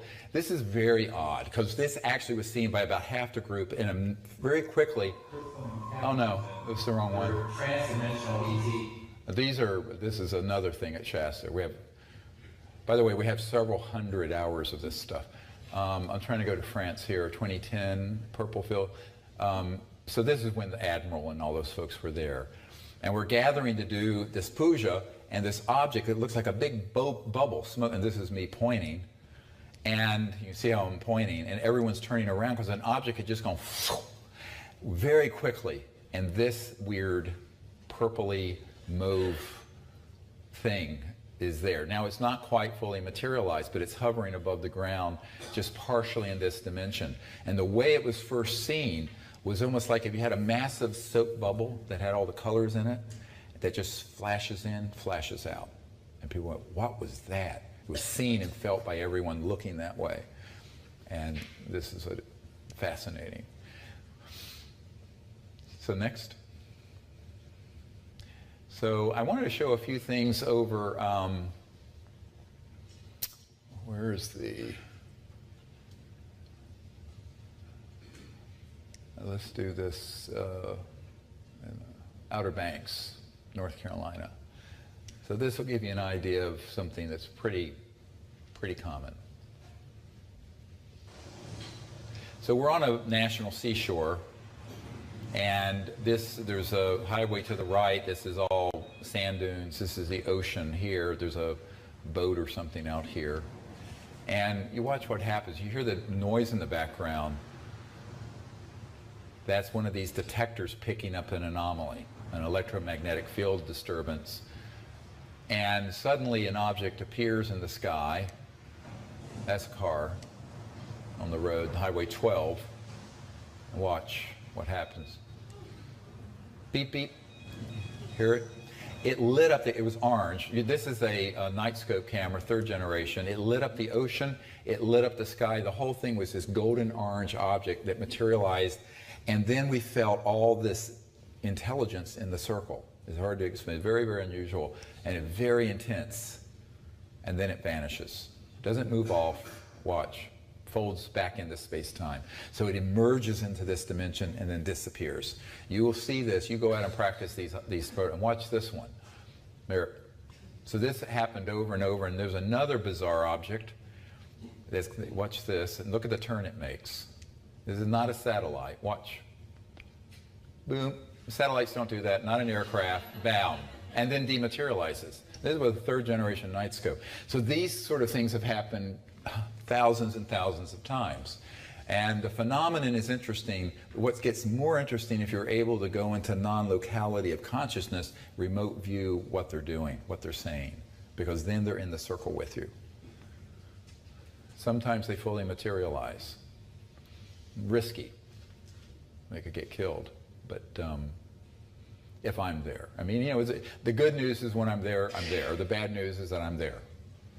Because there's no way, it's a liability, really. So this is wonderful. I want to show this. This is on our land in Colorado, Crestone, in the Sangre de Cristo Mountains, and near the Great Sand Dunes. And what's this? Comes right up in front of us. We see it. And it's very similar to that light shift, very etheric, not quite materialized and metallic. It comes up and stops right here. This. So this is very routine, happens very often. It's great that it was actually captured on a camera. Then we'll go next. Oh, prohibited, let me see. Are these fun? You guys like these? Yeah? I want to point out this here in the UK. Yeah. So what was fun about this is that we were going on a daytime expedition, kind of looking around. We would go to crop circles during the day. This is my finger, and I felt this ET craft. Now, with the naked eye, you couldn't see. What's this? So this is me in a cap. Because of the sun, I was going to get burned. And my increasingly large forehead tends to get burned. So this is this object. But we could feel it. And so a guy with a very good Nikon camera, very fast speed, daytime, takes it, and this is there. So they're always around. But can you sense them? And then can you photograph them? Yeah, you can. But you got to be awake first. And I don't mean awake in your kind of the animal condition, but awake in this transcendent state. You know, before I was a medical doctor, I was a meditation teacher. A lot of people may not know that. So while most people were chasing skirts and dropping acid, I was spending 8 hours a day meditating and doing the Vedic cities. And so it helps to spend some time learning what consciousness is. So this is beautiful, beautiful object. So let's go to another one. And I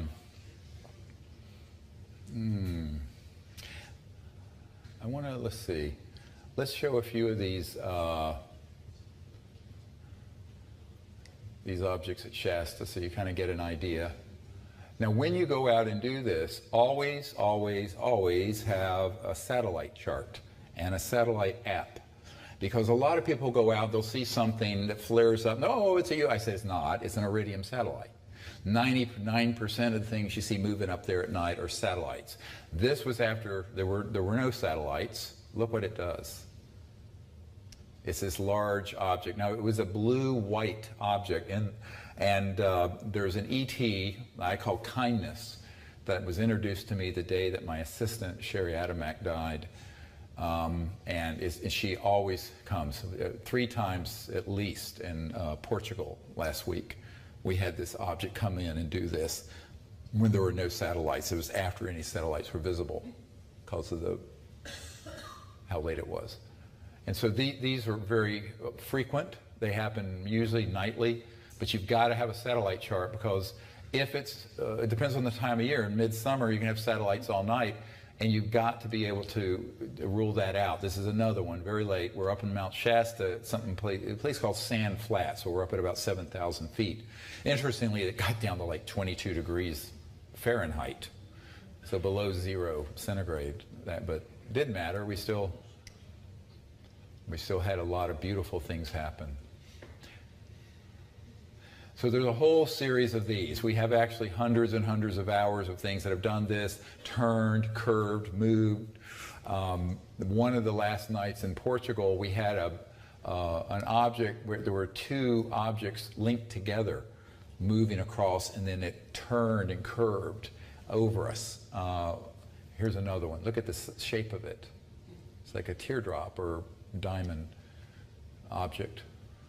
Now, you can't tell the color on with this. These are all night vision scopes. So everything looks kind of green with those. We're getting to have a camera now, the Sony A7, which I recommend, that's getting some fantastic images. But I just wanted to introduce these concepts to you. Oh, I want to show this one, and this will give you an idea. This will be the last one, and there are others, but we're going to run out of time. Boop. Oh, there we go. Because ultimately, people going out and making this happen on your own will create the morphogenic field, the sort of the shift in consciousness that then will make it more likely the governments of the world will finally get their heads out of the sand and do the right thing and just ignore the magic group. Look at this. Yep, that's like 10 feet in front of us we're doing. So an object comes and materializes and goes like a walnut shaped and with a beam going up. Watch this. There's nobody out there. This is no special effects stuff. So very unusual phenomenon, all the way from materialized objects to light objects to something that's like a sphere that puts out a cone of light that has an interstellar ambassador in it. The whole range of things can happen.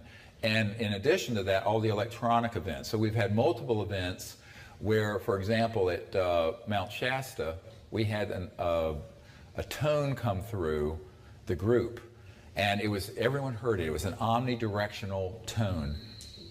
And as it came through, everyone was in meditation. Everyone could see the spheres of a sphere, like a gunmetal gray to pearl white sphere, zip, zip, zip, zip, zip, zip, zip, across the circle. But the sound created the form. Another very Vedic Sanskrit concept, name and form, because the tonality created was the carrier wave of the object. Too strange? Oh, it gets a lot stranger than this. I haven't talked about anything strange yet, but I wanted to give people an idea of the kind of phenomenon that happens. Okay, thank you. So we can have the lights up. I want to have some time for folks to ask some questions. Unfortunately, there's no mic in the room. You can put Bijou up behind me. It's kind of fun. The still one, the first one. And if you have a question, just sort of say it loudly enough so I can hear it, and then I will repeat it so everyone in the webinar and everyone can hear it. Yes, ma'am. All of these people that are out there, these extraterrestrial beings, if they are with such advanced technology, why can't they just come and do more than they do? Yes, she's asking, with all the technology interstellar civilizations must have, why can't they just come and fix this mess? And I'm paraphrasing. Yes, they absolutely could. But would it be wise? No. Here's a sort of a prosaic and sort of example. How successful was our attempt to establish Jeffersonian democracy in Afghanistan after $1 trillion and hundreds of thousands of deaths? Not very. In other words, a civilization or culture has to evolve.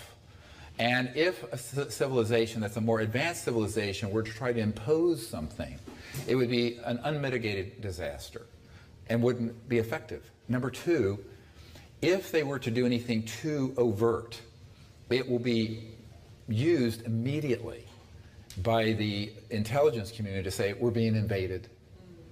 You look at what charlatans have done with disclosure project materials. I gathered together all these people at Strategic Air Command bases, all this stuff, where ET craft were outside the silos, took 16 to 20 intercontinental ballistic missiles, hydrogen bombs, offline. The captain and the other guys who were there said they felt the ETs were trying to say, please don't blow up this beautiful planet, but if you go to a full launch with the Soviet Union, we can stop it because life on this planet is precious. It's been turned into this thing of ETs have been here tampering with our national security and are a threat to our survival. Okay, so you can take the same data point and spin it. So if an interstellar civilization were to do anything too overt before we have educated each other and made sense out of this, it's going to get spun by the spinmeisters who have already primed the pump with Independence Day, the movie, video games, the whole abduction, mutilation cults, which, by the way, quick part of that story, man-made. I know the guys who are making the craft and the little grays and other creatures that look like aliens. Those are programmed life forms that are man-made. We've been making those for decades. You know about this? Yeah, absolutely, 100%. So, in fact, I have a Strategic Studies Institute document, SSI, uncontested, from the mid-90s, 96 I believe, that states about creating a global UFO abduction cult for the psychological warfare value of it, using advanced man-made objects and life forms. So the Stan Romanek tape that I've seen wasn't released because Disney bought it up and took it off the market. Disney's always been in the back pocket of CIA. Yeah, since World War II, by the way. Absolutely true. I have a document that proves it. It's a fascinating document. It talks about, a CIA document from the 50s talks about Disney Studios making cartoonish movies about this subject so it would be ridiculed and be a laughingstock. So Disney bought up this tape, but if you look at it, it's this kind of, it looks like a typical gray. It's walking very robotically. And the man where it appeared in his house had someone in the intelligence community that I think used to work with his father in the Air Force say, it's one of the fake ones. But the UFO and MUFON investigators and this gentleman had no idea what a fake one was. I said, well, in the 80s, there was research that came out that showed that there are these man-made military operated kind of androids that are nano-bio machines, so they have integrated circuits in their cerebral cortex. It's easy. You know, when Paris de Cuellar was kidnapped out of his limousine, it's the UN Secretary General in 1989, November, and they were planning, Gorbachev, Reagan, and Paris de Cuellar were planning to do a massive disclosure on the UFO subject. It got stopped. How did it get stopped? This rogue element within the intelligence community abducted him using those technology out of his limousine. Bud Hopkins thought it was aliens. Wasn't. I had a meeting with Prince Hans Adam von Liechtenstein, who explained all this to me. Now, he thought it was ET also. I said, no, it was alien, but not extraterrestrial. I use the word alien to connote the man-made scary stuff, because it's a xenophobic word, and the ones that are interstellar I call ET. There's a little play on words. Very important distinction, though. And so Paris de Cuellar was told that if they didn't stop the effort to disclose this subject to the world, everyone involved, including the President of the United States, would be abducted. That was Papa Bush at the time, not Reagan. I misspoke. Bush elder. And, quote, this blew up like an atomic bomb in the Bush White House. Now, Bush was a member of MAGIC, but MAGIC is not a monolith. There are these rogue elements who are doing this stuff. Very complicated. We could be here till tomorrow morning. I couldn't get through all the machinations of this dysfunctional group. So that's why they know that we have got to educate ourselves about this, begin to make contact, bring this out. Obviously, the technologies they possess, you know, it could be done, but what effect would it have? It has to come from inside out. If it's and you know, there's a wonderful book that was written not long ago, a mainstream business book, about the distinction between power and force. And it's inversely proportional. Force is 1/10 the effectiveness of genuine power. So if it's forced, it never works well. Haven't we learned that in the last decade in the Middle East? Yes, yes, sir. Yeah, sorry, do ET Are you speaking? I can't hear you. do ET believe they have a God? Do ETs believe they have a God? Yes, I'm sure they understand that there's universal awareness, and they may not call it what we call it. But it would be more of a Jeffersonian concept of a supreme universal conscious being. Yes, and you have a question? Yeah, Greenpeace is known worldwide. I'm sorry, what's heard? Greenpeace is Uh-huh. known worldwide. Mm-hmm. Do they have any interest in zero-point energy? No. In fact, the head of Greenpeace for Australia was at this confab in Australia and was probably the most hostile person to me there. Because they think they know what the problem is and all the solutions. And so, interestingly, the hubris that goes with that. Now, there may be other people in Greenpeace who'd be interested. I haven't found any yet, but this person was incredibly hostile to the idea that there would be classified technologies that would be a solution instead of windmills and solar panels. So, no, he was absolutely, and even though we were showing dispositive evidence and documents to the effect, but no, he was very, very, very hostile. Now, I hope there are some Greenpeace people who would not be hostile. Yes, sir. When you're meditating, how do you distinguish between what you're seeing is reality or just part of your imagination? Yeah, well, this is a great question. When you're doing the meditation or remote viewing, how do you know the difference between something that's objectively real and your imagination? You don't unless there's some external confirmation. So something that happens that confirms it. So in other words, most of the important CE5 events, there have been remote views on our team or lucid dreams where it's actually been seen and happened in advance. Does that make sense? Where we've actually seen the event and then we'll actually go to that place. And then if it happens, then it's been confirmed. But many times you need some sort of external confirmation or objective confirmation. So it's just one tool that's used. And the only way to get good at that is to practice it. You know, your phone rings, don't look at it, get a feel and sense of who it is. The doorbell rings, don't run and open the door, try to sense. So if you practice meditation enough, you'll begin to be able to do this. In the emergency department, I was a trauma guy. You know, I'd have people come in, and like this one patient I had came in with the flu. But I looked at him as a young bloke like you, maybe 20s, and I looked at him and I said, oh my God, he's got a brain tumor. 2 boys, 2 kids with him.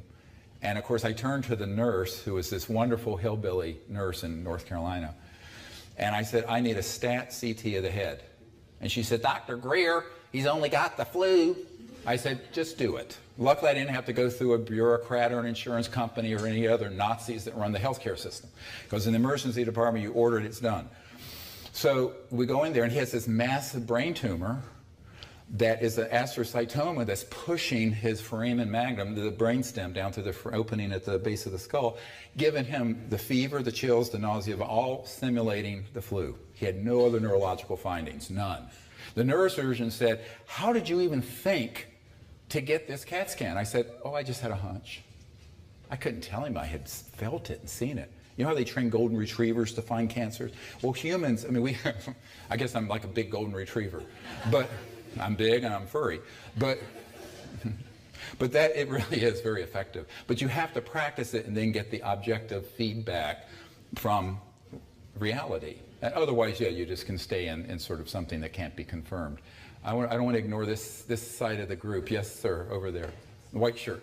Yeah, you mentioned about the secret projects being illegal in the United States. Yeah.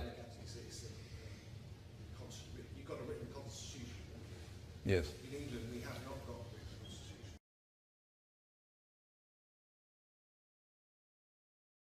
constitution.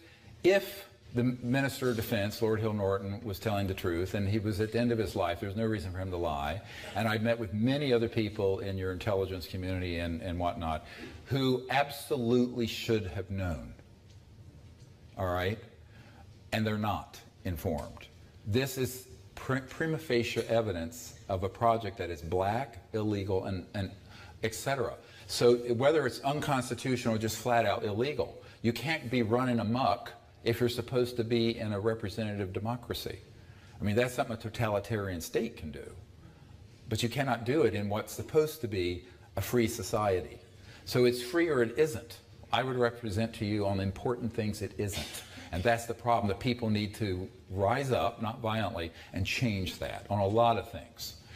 Including, you know, there's this myth that we have a free market. Well, how can we have a free market if every significant technology since Tesla in the late 1800s has been ruthlessly suppressed, up to and including the killing of the inventor, which I know for a fact has happened. People on my team have been threatened.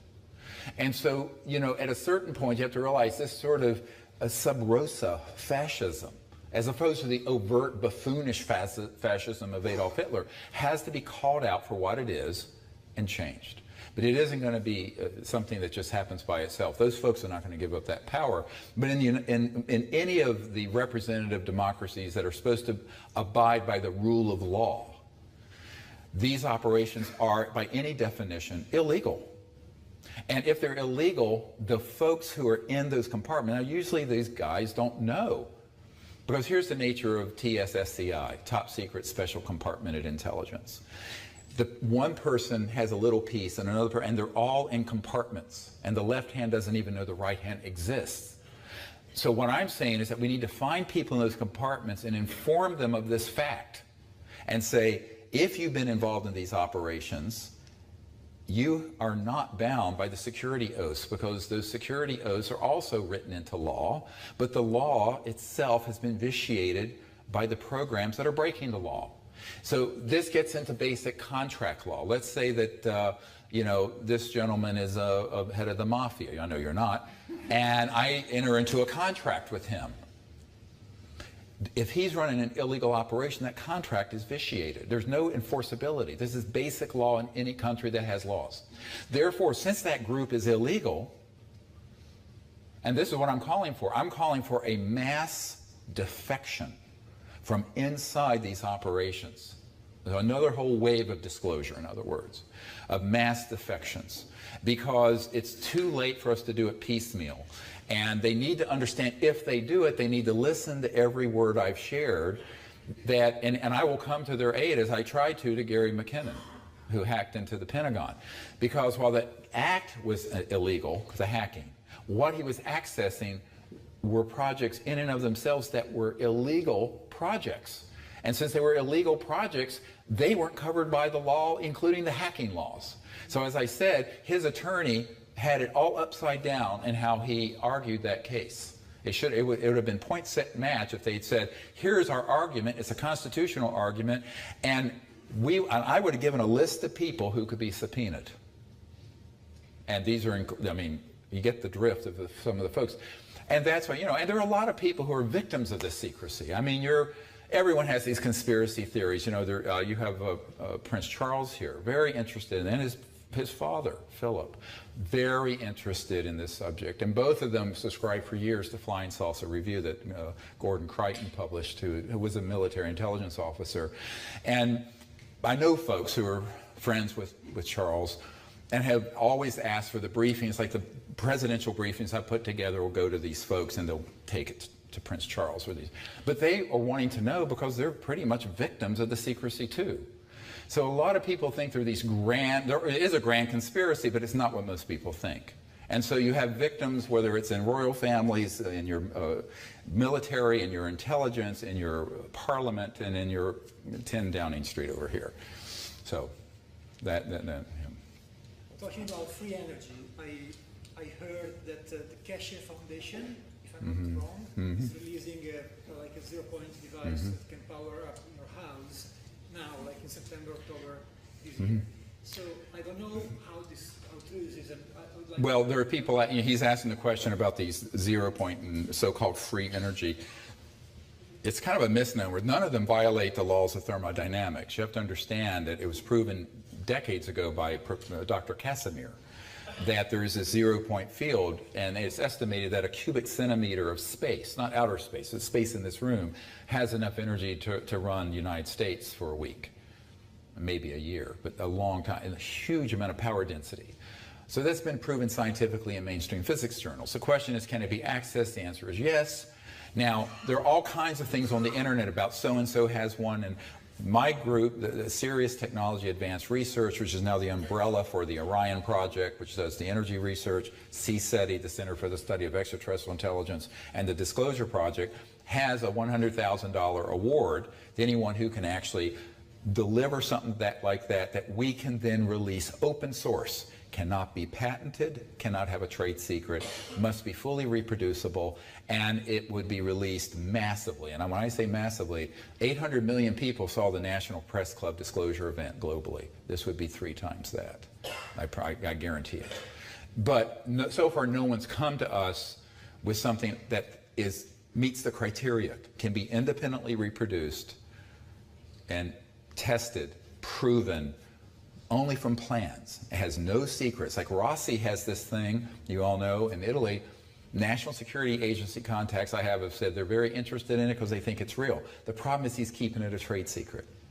It's going to be like Stan Meyer's water fuel car. It's going to go to the grave with him if he doesn't change his strategy. I'm making a prediction here. Anyone who tries to keep something like this and purely for monetizing it, and for a trade secret and patent, it's not like inventing an iPhone, a piece of junk. I'm saying, sorry, Apple. I mean, it's junk. I mean, it's made in a slave factory in China, $54 for something you pay 800 pounds for, or $800 for. In reality, all that is very ordinary technology. You come up with something like this that's going to change the macroeconomic system. You really change something then. And so it can't be done in a conventional technology rollout. It has got to be open source, put out to the public. Now, this is very hard for inventors to hear because they may have put a lot of work into it, and they say, well, how can then I be compensated? Believe me, how many brands of Kleenex are there, or Coca-Colas, or Xerox machines? Well, there's a zillion copier machines now.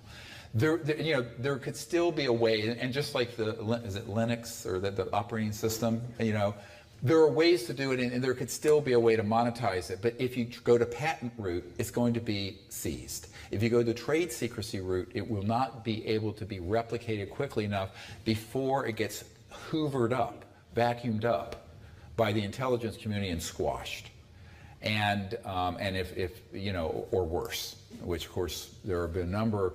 We had a guy under contract in 2010 to build one of these over Unity free energy systems, and he had been cleared by the intelligence community to do it. 5 of the shepherds, so-called shepherds in the intelligence community that were holding his security clearance, it says, yes, you can do this for Dr. Greer and the Orion Project. We gave him the grant. About the time he was assembling the thing together, he got visited by a former CIA director, the one I had briefed, R. James Woolsey, and a bunch of henchmen who threatened him and his wife and his family and shut it down. So he had our funds, and we got no system. This is why we're not going to do that. It has to come to us and be completely operational and reproducible. In other words, if you leave out the secret ingredient of how it works, which if you look at Stan Meyer's patents on the fuel energy water car, none of them are accurate. The voltages and the hertz, cycles per second, are all incorrect. He deliberately left out the magic of how it works, which of course vitiates the patent, but also means he took it to his grave. Except his twin brother Steve, who we met with, understands it, but he's afraid of being assassinated.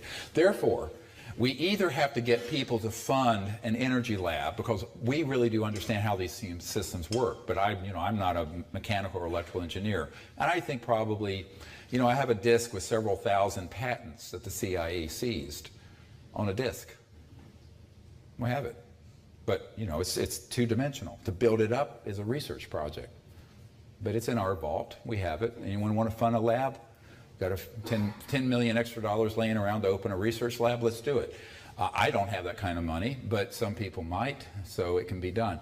Or someone who, like these groups, have to bring something to us that we can then move across the goal line. If it's handled in any other way, it can't, you know, most of these end up being black boxes, these technology. And when you try to drill down on what is it actually doing, how is it working, oh, I can't tell you that. All right, and in which case it's either a fraud or they're strategically immature and they're going to go down. It ain't going to happen. So our strategy is to get something that is legitimate, can be scientifically tested, reproduced independently by multiple people, and once we know it's legitimate, boom, it's pushed out over the internet. If we had our own laboratory funded, everything in that lab would be streamed in real time on the internet. That's what we would do. And people want to come in and shut that down, oh, your own candid camera. Very, very big mistake. One more question, and then we're going to go and just hang out together a little bit. Let's see, back here in the blue shirt, gentleman. Do you believe that there is a secret space program currently in operation? And do you have any particular thoughts on the whistleblower Chloe Good, who's been talking recently with David Wilcox about the secret space program? Okay, in general, I don't talk about other people, but I will talk about ideas. It's just ethically I don't do it. I think it's important to understand that there is a secret space program. You know, by the time we landed on the moon with my uncle's lunar module, they already had 15 years earlier anti-gravs that were flying around. Now, that is true. But then what happens is there are people who say, oh yeah, and I've been to this star system and back, and those are great claims, prove it. So I need to either have multiple independent corroborating individuals and documents and et cetera for me to buy that. My understanding is that there are, in fact, a secret space force, but it doesn't go too far out there because the interstellar civilizations don't want it. In fact, I had a meeting not long ago, a couple years ago, with this senior Naval Research Lab scientist who had come out of a briefing with a general at the Defense Intelligence Agency that had just been shown images of a massive interstellar craft out around near the rings of Saturn.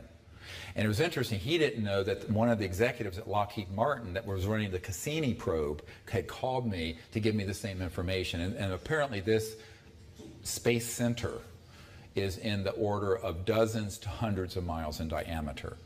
My military advisor for many years was at NORAD, North American Air Defense Command, and was in a Console 50, is what it was called back then, that tracked the interstellars and interplanetaries. And he said that at that time, back in the 70s, that they had tracked an object out in deep space that, in our solar system though, that was 26 miles in diameter. I mean, that's like the whole diameter across the city of London, floating out there. And he said, he's a Navy guy, he said, floating under its own steam, moving under its own steam. I said, I don't think they're using steam, but Navy guy, you know, he's thinking steam. But, so yes, that part, you know, so there are interstellar objects out there, and there are man-made electromagnetogravitics that can go a certain point. But my understanding is that we're not allowed to just go way out there. And the reason for it is that we're not considered civilized yet.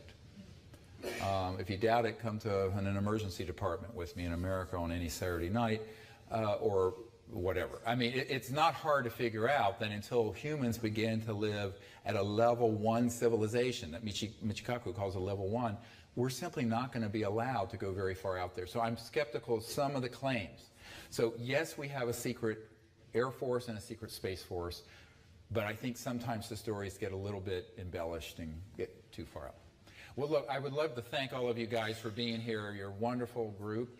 It's a little after 9. We have to be completely cleared out of the building by 10. So we're going to go to this other place. If you want to hang out a little bit, I can sign some books if you brought one. But we need to start moving in that direction. Thank you so much. I appreciate it.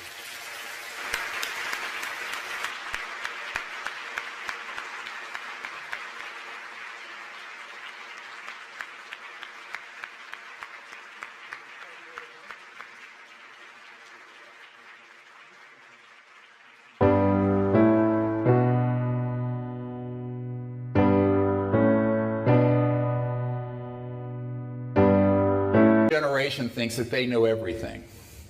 So they can't imagine there'd be a civilization so far advanced beyond us that they could get from 4 or 5 million light years away to here.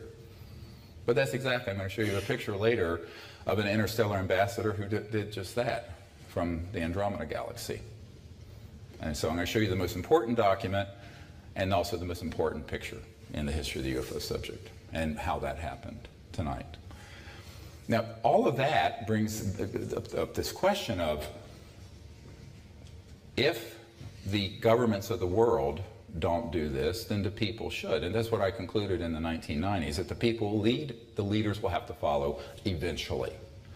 But it isn't going to be through passivity. You're going to have to organize your own contact teams, which Mark here in England has done and gone out. You're going to have to organize your own disclosure witnesses who are deep whistleblowers in your Ministry of Defense and MI5 and MI6.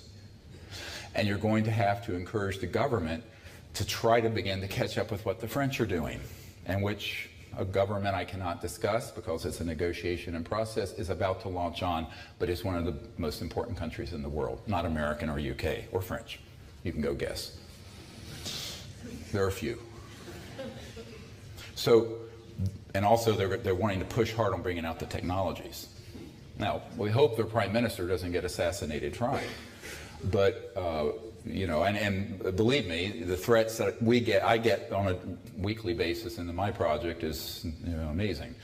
But these people in governmental positions need to take the responsibility, and you need to hold their feet to the fire if they don't. And then take matters into your own hands. By the way, isn't there a bloke named Gary McKinnon or something like that here in the UK? After the Disclosure Project events in 2001, this young lad decided he'd start digging into this subject and hacked into some computers. And he got prosecuted. They tried to extradite him to the United States. I reached out to his attorney and said, look, you're arguing this all on the wrong merits. All on the wrong merits. Anybody in here who's a whistleblower, listen, and everyone online listening, I know there are people listening in these divisions, classified, above, top secret, unacknowledged projects are listening to this. Do not buy into the legality of the national security orders and oaths related to this subject. They're all null and void. We vitiated them back in 1998.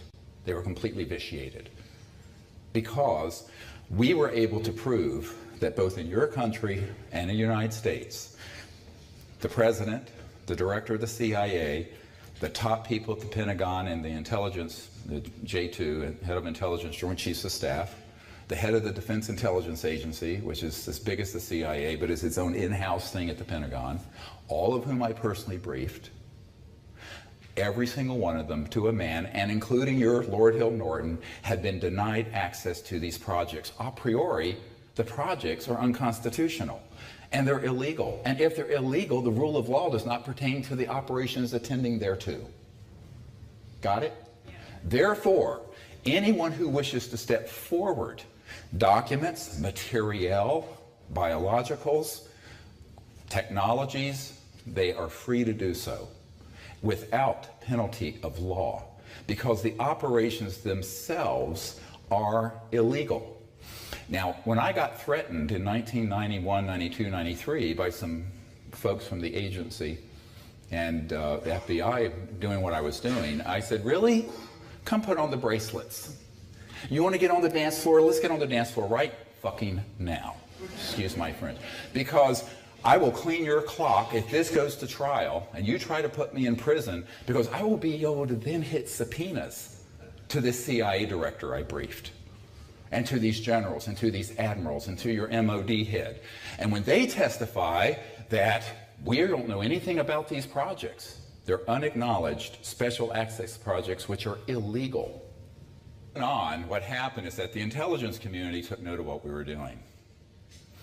The Disclosure Project was an outgrowth of Project Starlight, which, as many of you may know, was the initiative that I started, that then Lawrence Rockefeller played a support role in, not a primary role in, to brief the Clinton administration, etc.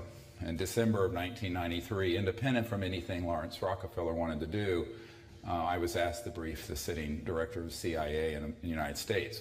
My wife, who is here, Emily, thank you. Emily, by the way, we definitely wouldn't be here without my wife, Emily. Thank you, Emily.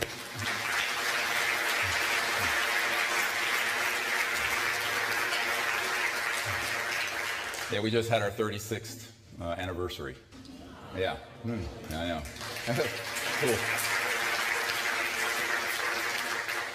But the people, you know, who started this project with me, we never thought it would be of that much interest to the government because it was really a citizen's effort. But by the time President Clinton got elected and was in office, the folks who were his senior national security advisors in Inner Circle had been contacted by people following my work and said, you know, this is really happening. And they knew in the intelligence community that we had figured out the Rosetta Stone of contact, meaning non-locality in consciousness, coherent thought, like laser is a coherent light. We're going to talk about this. And transdimensional physics, how interstellar systems interface with coherent thought. Recently, Mark Zuckerberg of Facebook said his next thing he wants to work on is how to actuate the technologies with thought. So a lot of people are picking up on this concept 25 years later. But if you're dealing with interstellar civilizations, they figured this all out a few thousand years ago, a few million years ago, maybe 10 million years ago. And the universe is 14 billion years old, so who knows how long ago some of these civilizations have figured out these technologies. All I can say is they work. And they work because, as I shared with the CIA director's wife at dinner, you can't get there from here, as we say in Maine. You cannot communicate using the speed of light across interstellar distances. You have to drop out of 3D, 4D, go into transdimensional physics, and if you go into these other dimensions, you are interfacing with the realm of thought, consciousness, thought forms, etc., and so on very quickly. So all of these civilizations have figured that out. And in a way, it was a shocking concept 25 years ago, except if you looked at the research, there were a lot of people who were doing things with DARPA, the Defense Advanced Research Project Administration, Stanford Research International, doing remote viewing, people like Ingo Swann, who is a friend of mine, some of you may have heard the name, David Morehouse, others. And what they found was that, in fact, those systems work, and Dr. Bob John, J-A-H-N at Princeton, a professor of engineering, found that actually if you put your awareness on a random number generation, you can shift, whether it's putting out zeros or ones. And that if two people who love each other or are united do it, it's an exponential increase. And this has been reproducible over and over and over again in many scientific models, even though it flies in the face of the conventional reductionist linear 3-4D model. So in the upper echelons, or I should say deeper echelons, of the intelligence community and military and also academia, this is really well understood. It's only the mainstream media and sort of the mediocre academics and mediocre government people who don't understand this. But the exceptional folks do. So when we started experimenting with this, and boom, it immediately got on the radar scope of the intelligence community, much to my chagrin. And we were approached by some folks who first threatened me, and I told them under no uncertain terms I cannot be threatened or bought off or intimidated. I basically said, go that pull energy out of the 0-point energy field and allow for the Z plane of travel, levitation, boom. So there it is. You know, Peter Thiel, one of the co-founders of the PayPal with Elon Musk, who now has, as you know, the Tesla Motors, said recently in an interview on CNN, basically there have been no technological developments in 50, 60 years of any consequence. It still takes you the same amount of time to go from JFK to Heathrow now as it did in 1964 on a Boeing 707 instead of the Airbus 380. Same thing. And so when you look at that, this is always a shocker to people who say, I'm working the high-tech industry. I said, we don't have any high-tech industry on planet Earth. And as Michikaku points out, we're not even a level 1 civilization. We're level 0. Level 1 is you're living peacefully and not cannibalizing your biosphere and has sustainable energy systems that don't damage the environment. That's level 1. So we're level 0. Now our group is going out, initiating contact with civilizations that are at level 300. Get it? Okay, so it's so there is a bit of a gap. We have some splaining to do, but actually that gap can be closed very quickly once people stop lying about this issue. And this is why the intelligence community became so interested. And it wasn't because of the concept of disclosure per se, it was the vision of interplanetary contact, interstellar contact. And that's why the French Ministry of Defense contacted us. Just the same reason that the intelligence community in the United States did so. They were extremely interested in how is contact made, and they vowed to embark on a long-term journey to do just that, for peaceful purposes. This is why this is, we'll go through this in a moment, this is the most important document ever written from a government entity. And the attachment is even more astonishing, which is attachment of all the protocols to be used as contact is made and how it's evaluated, with the full resources of the Ministry of Defense of France.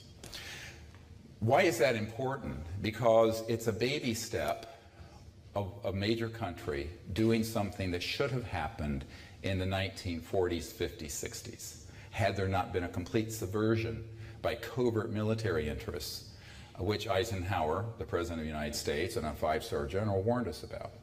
And also Lord Hill Norton, a 5-star admiral, a Sea Lord, said that he came to realize that our entire civilization is really at risk, not from the UFOs or the ETs, but from the secrecy. The first director of the CIA, Admiral Roscoe Hillenkoetter, the first CIA director, I have a letter that's up on our website, SiriusDisclosure.com, S-I-R-I-U-S, disclosure.com, that is from him, where he states that the secrecy attending this issue is a grave threat because the folks who have created the secrecy do not have the best interests of the United States or the United Kingdom or of humanity in interest. They have the most venal interest at heart, and that is global control and domination through a centralized macroeconomic system where pretty much most folks don't realize this. You know, we think we abolished slavery in the mid-1800s. We didn't. It's just the American plantation is a little nicer than the one in the Congo. But there is a masters and slaves mentality amongst the uber elites that control hundreds of trillions of dollars worth of assets that require a centralized petrodollar system and a centralized energy system, which has been an obsolete paradigm for well on 100 years now. So this information coming out isn't just about are we alone in the universe or not. Most conventional astrophysicists agree that we're not. Now, where they disagree is that they would have the ability to get to Earth, because being the egomaniacs most academics are, and scientists in general, with all due respect to any scientists here, they always, thank you.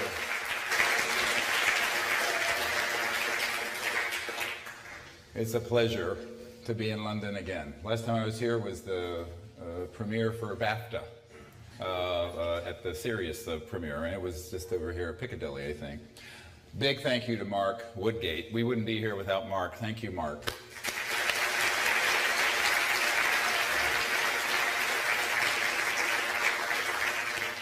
And also to Wendy and Layla and the other volunteers who are here, but yeah, helping get everyone in and seated. It is completely sold out, so there may be some people coming in late, so they'll be filling in seats. This is also a live webinar. It's going worldwide, so at the end there'll be a chance for some questions and answers, and for people to briefly ask questions.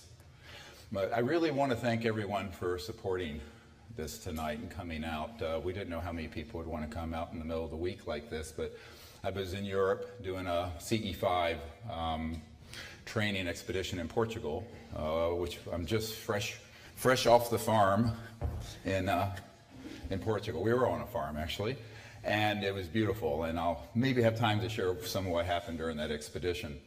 And we did a similar presentation to this, but not live webinar, in Lisbon, with wonderful people there, and some people who were in the military there came and shared their stories of some encounters with us with these ET spacecraft. So, it's a wonderful opportunity here in London, by the way, for you guys to organize around contact groups in CE5, the Close Encounters of the Fifth Kind Initiative, and also disclosure efforts. Because the two powerhouses on the secrecy of this whole subject are, in descending order, number 1, United States, number 2, Great Britain, number 3, everyone else.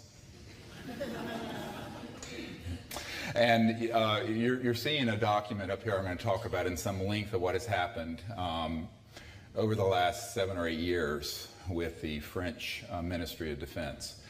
And the irony of being the head of the Center for the Study of Extraterrestrial Intelligence and the founder of the Global Disclosure Movement is that since that date, I've been sitting on the most important government document in the history of the UFO subject, but didn't feel I could share it because I didn't want to burn bridges to the Sarkozy regime and the Ministry of Defense officials working with the French government at that time.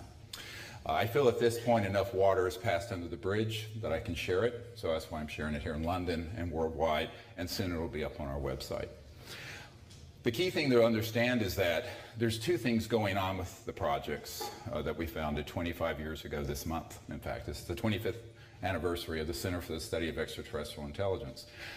And it started as an effort to organize people, a citizens diplomacy effort, to end the hegemony of covert programs on the issue and let the average person make contact and be the face of humanity instead of a bunch of petro-Nazis and militarists and warmongers and misanthropic money whores. Other than that, I have no opinion about the subject. And, but the whole impetus was the concept of transdimensional physics and the interface between consciousness and non-locality in physics, what Einstein called the spooky theory. All right, we'll get into this a little bit later. And so, by 1991, 92, we had gone to Belgium and had some amazing close encounters of the fifth kind, which is when humans initiate contact and these interstellar vehicles and people show up. And then we went down to Florida and had a group of about 50, 60 people just for a weekend.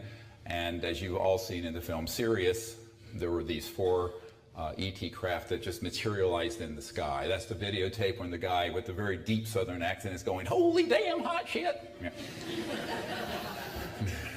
I questioned whether I should edit that out of the documentary Sirius, but I just said, no, that's cool, it's authentic, it's cinema verite, so let's leave it in. And so from then, but they persisted, and what we have found is that whatever we have tried to do for disclosure and contact, there's a countermeasure that gets created by the intelligence community. And this is true at the level of presidential intelligence and even folks who direct your government and MI5, MI6, your Ministry of Defense head.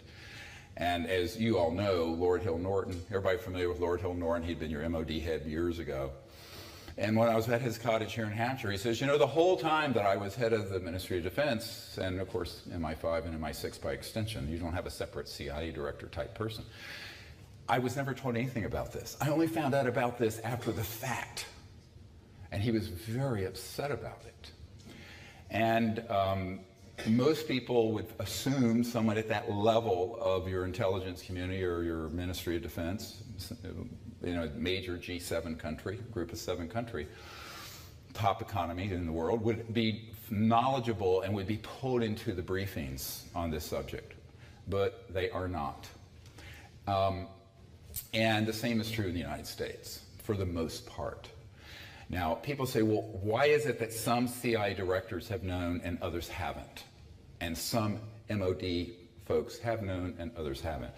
And I always point out, it has nothing to do with your rank, nothing to do with your position, nothing to do whether you're a doctor, a PhD, an MD, and in this case also an admiral in the Ministry of Defense. It's all based on whether you are going to go along with the agenda.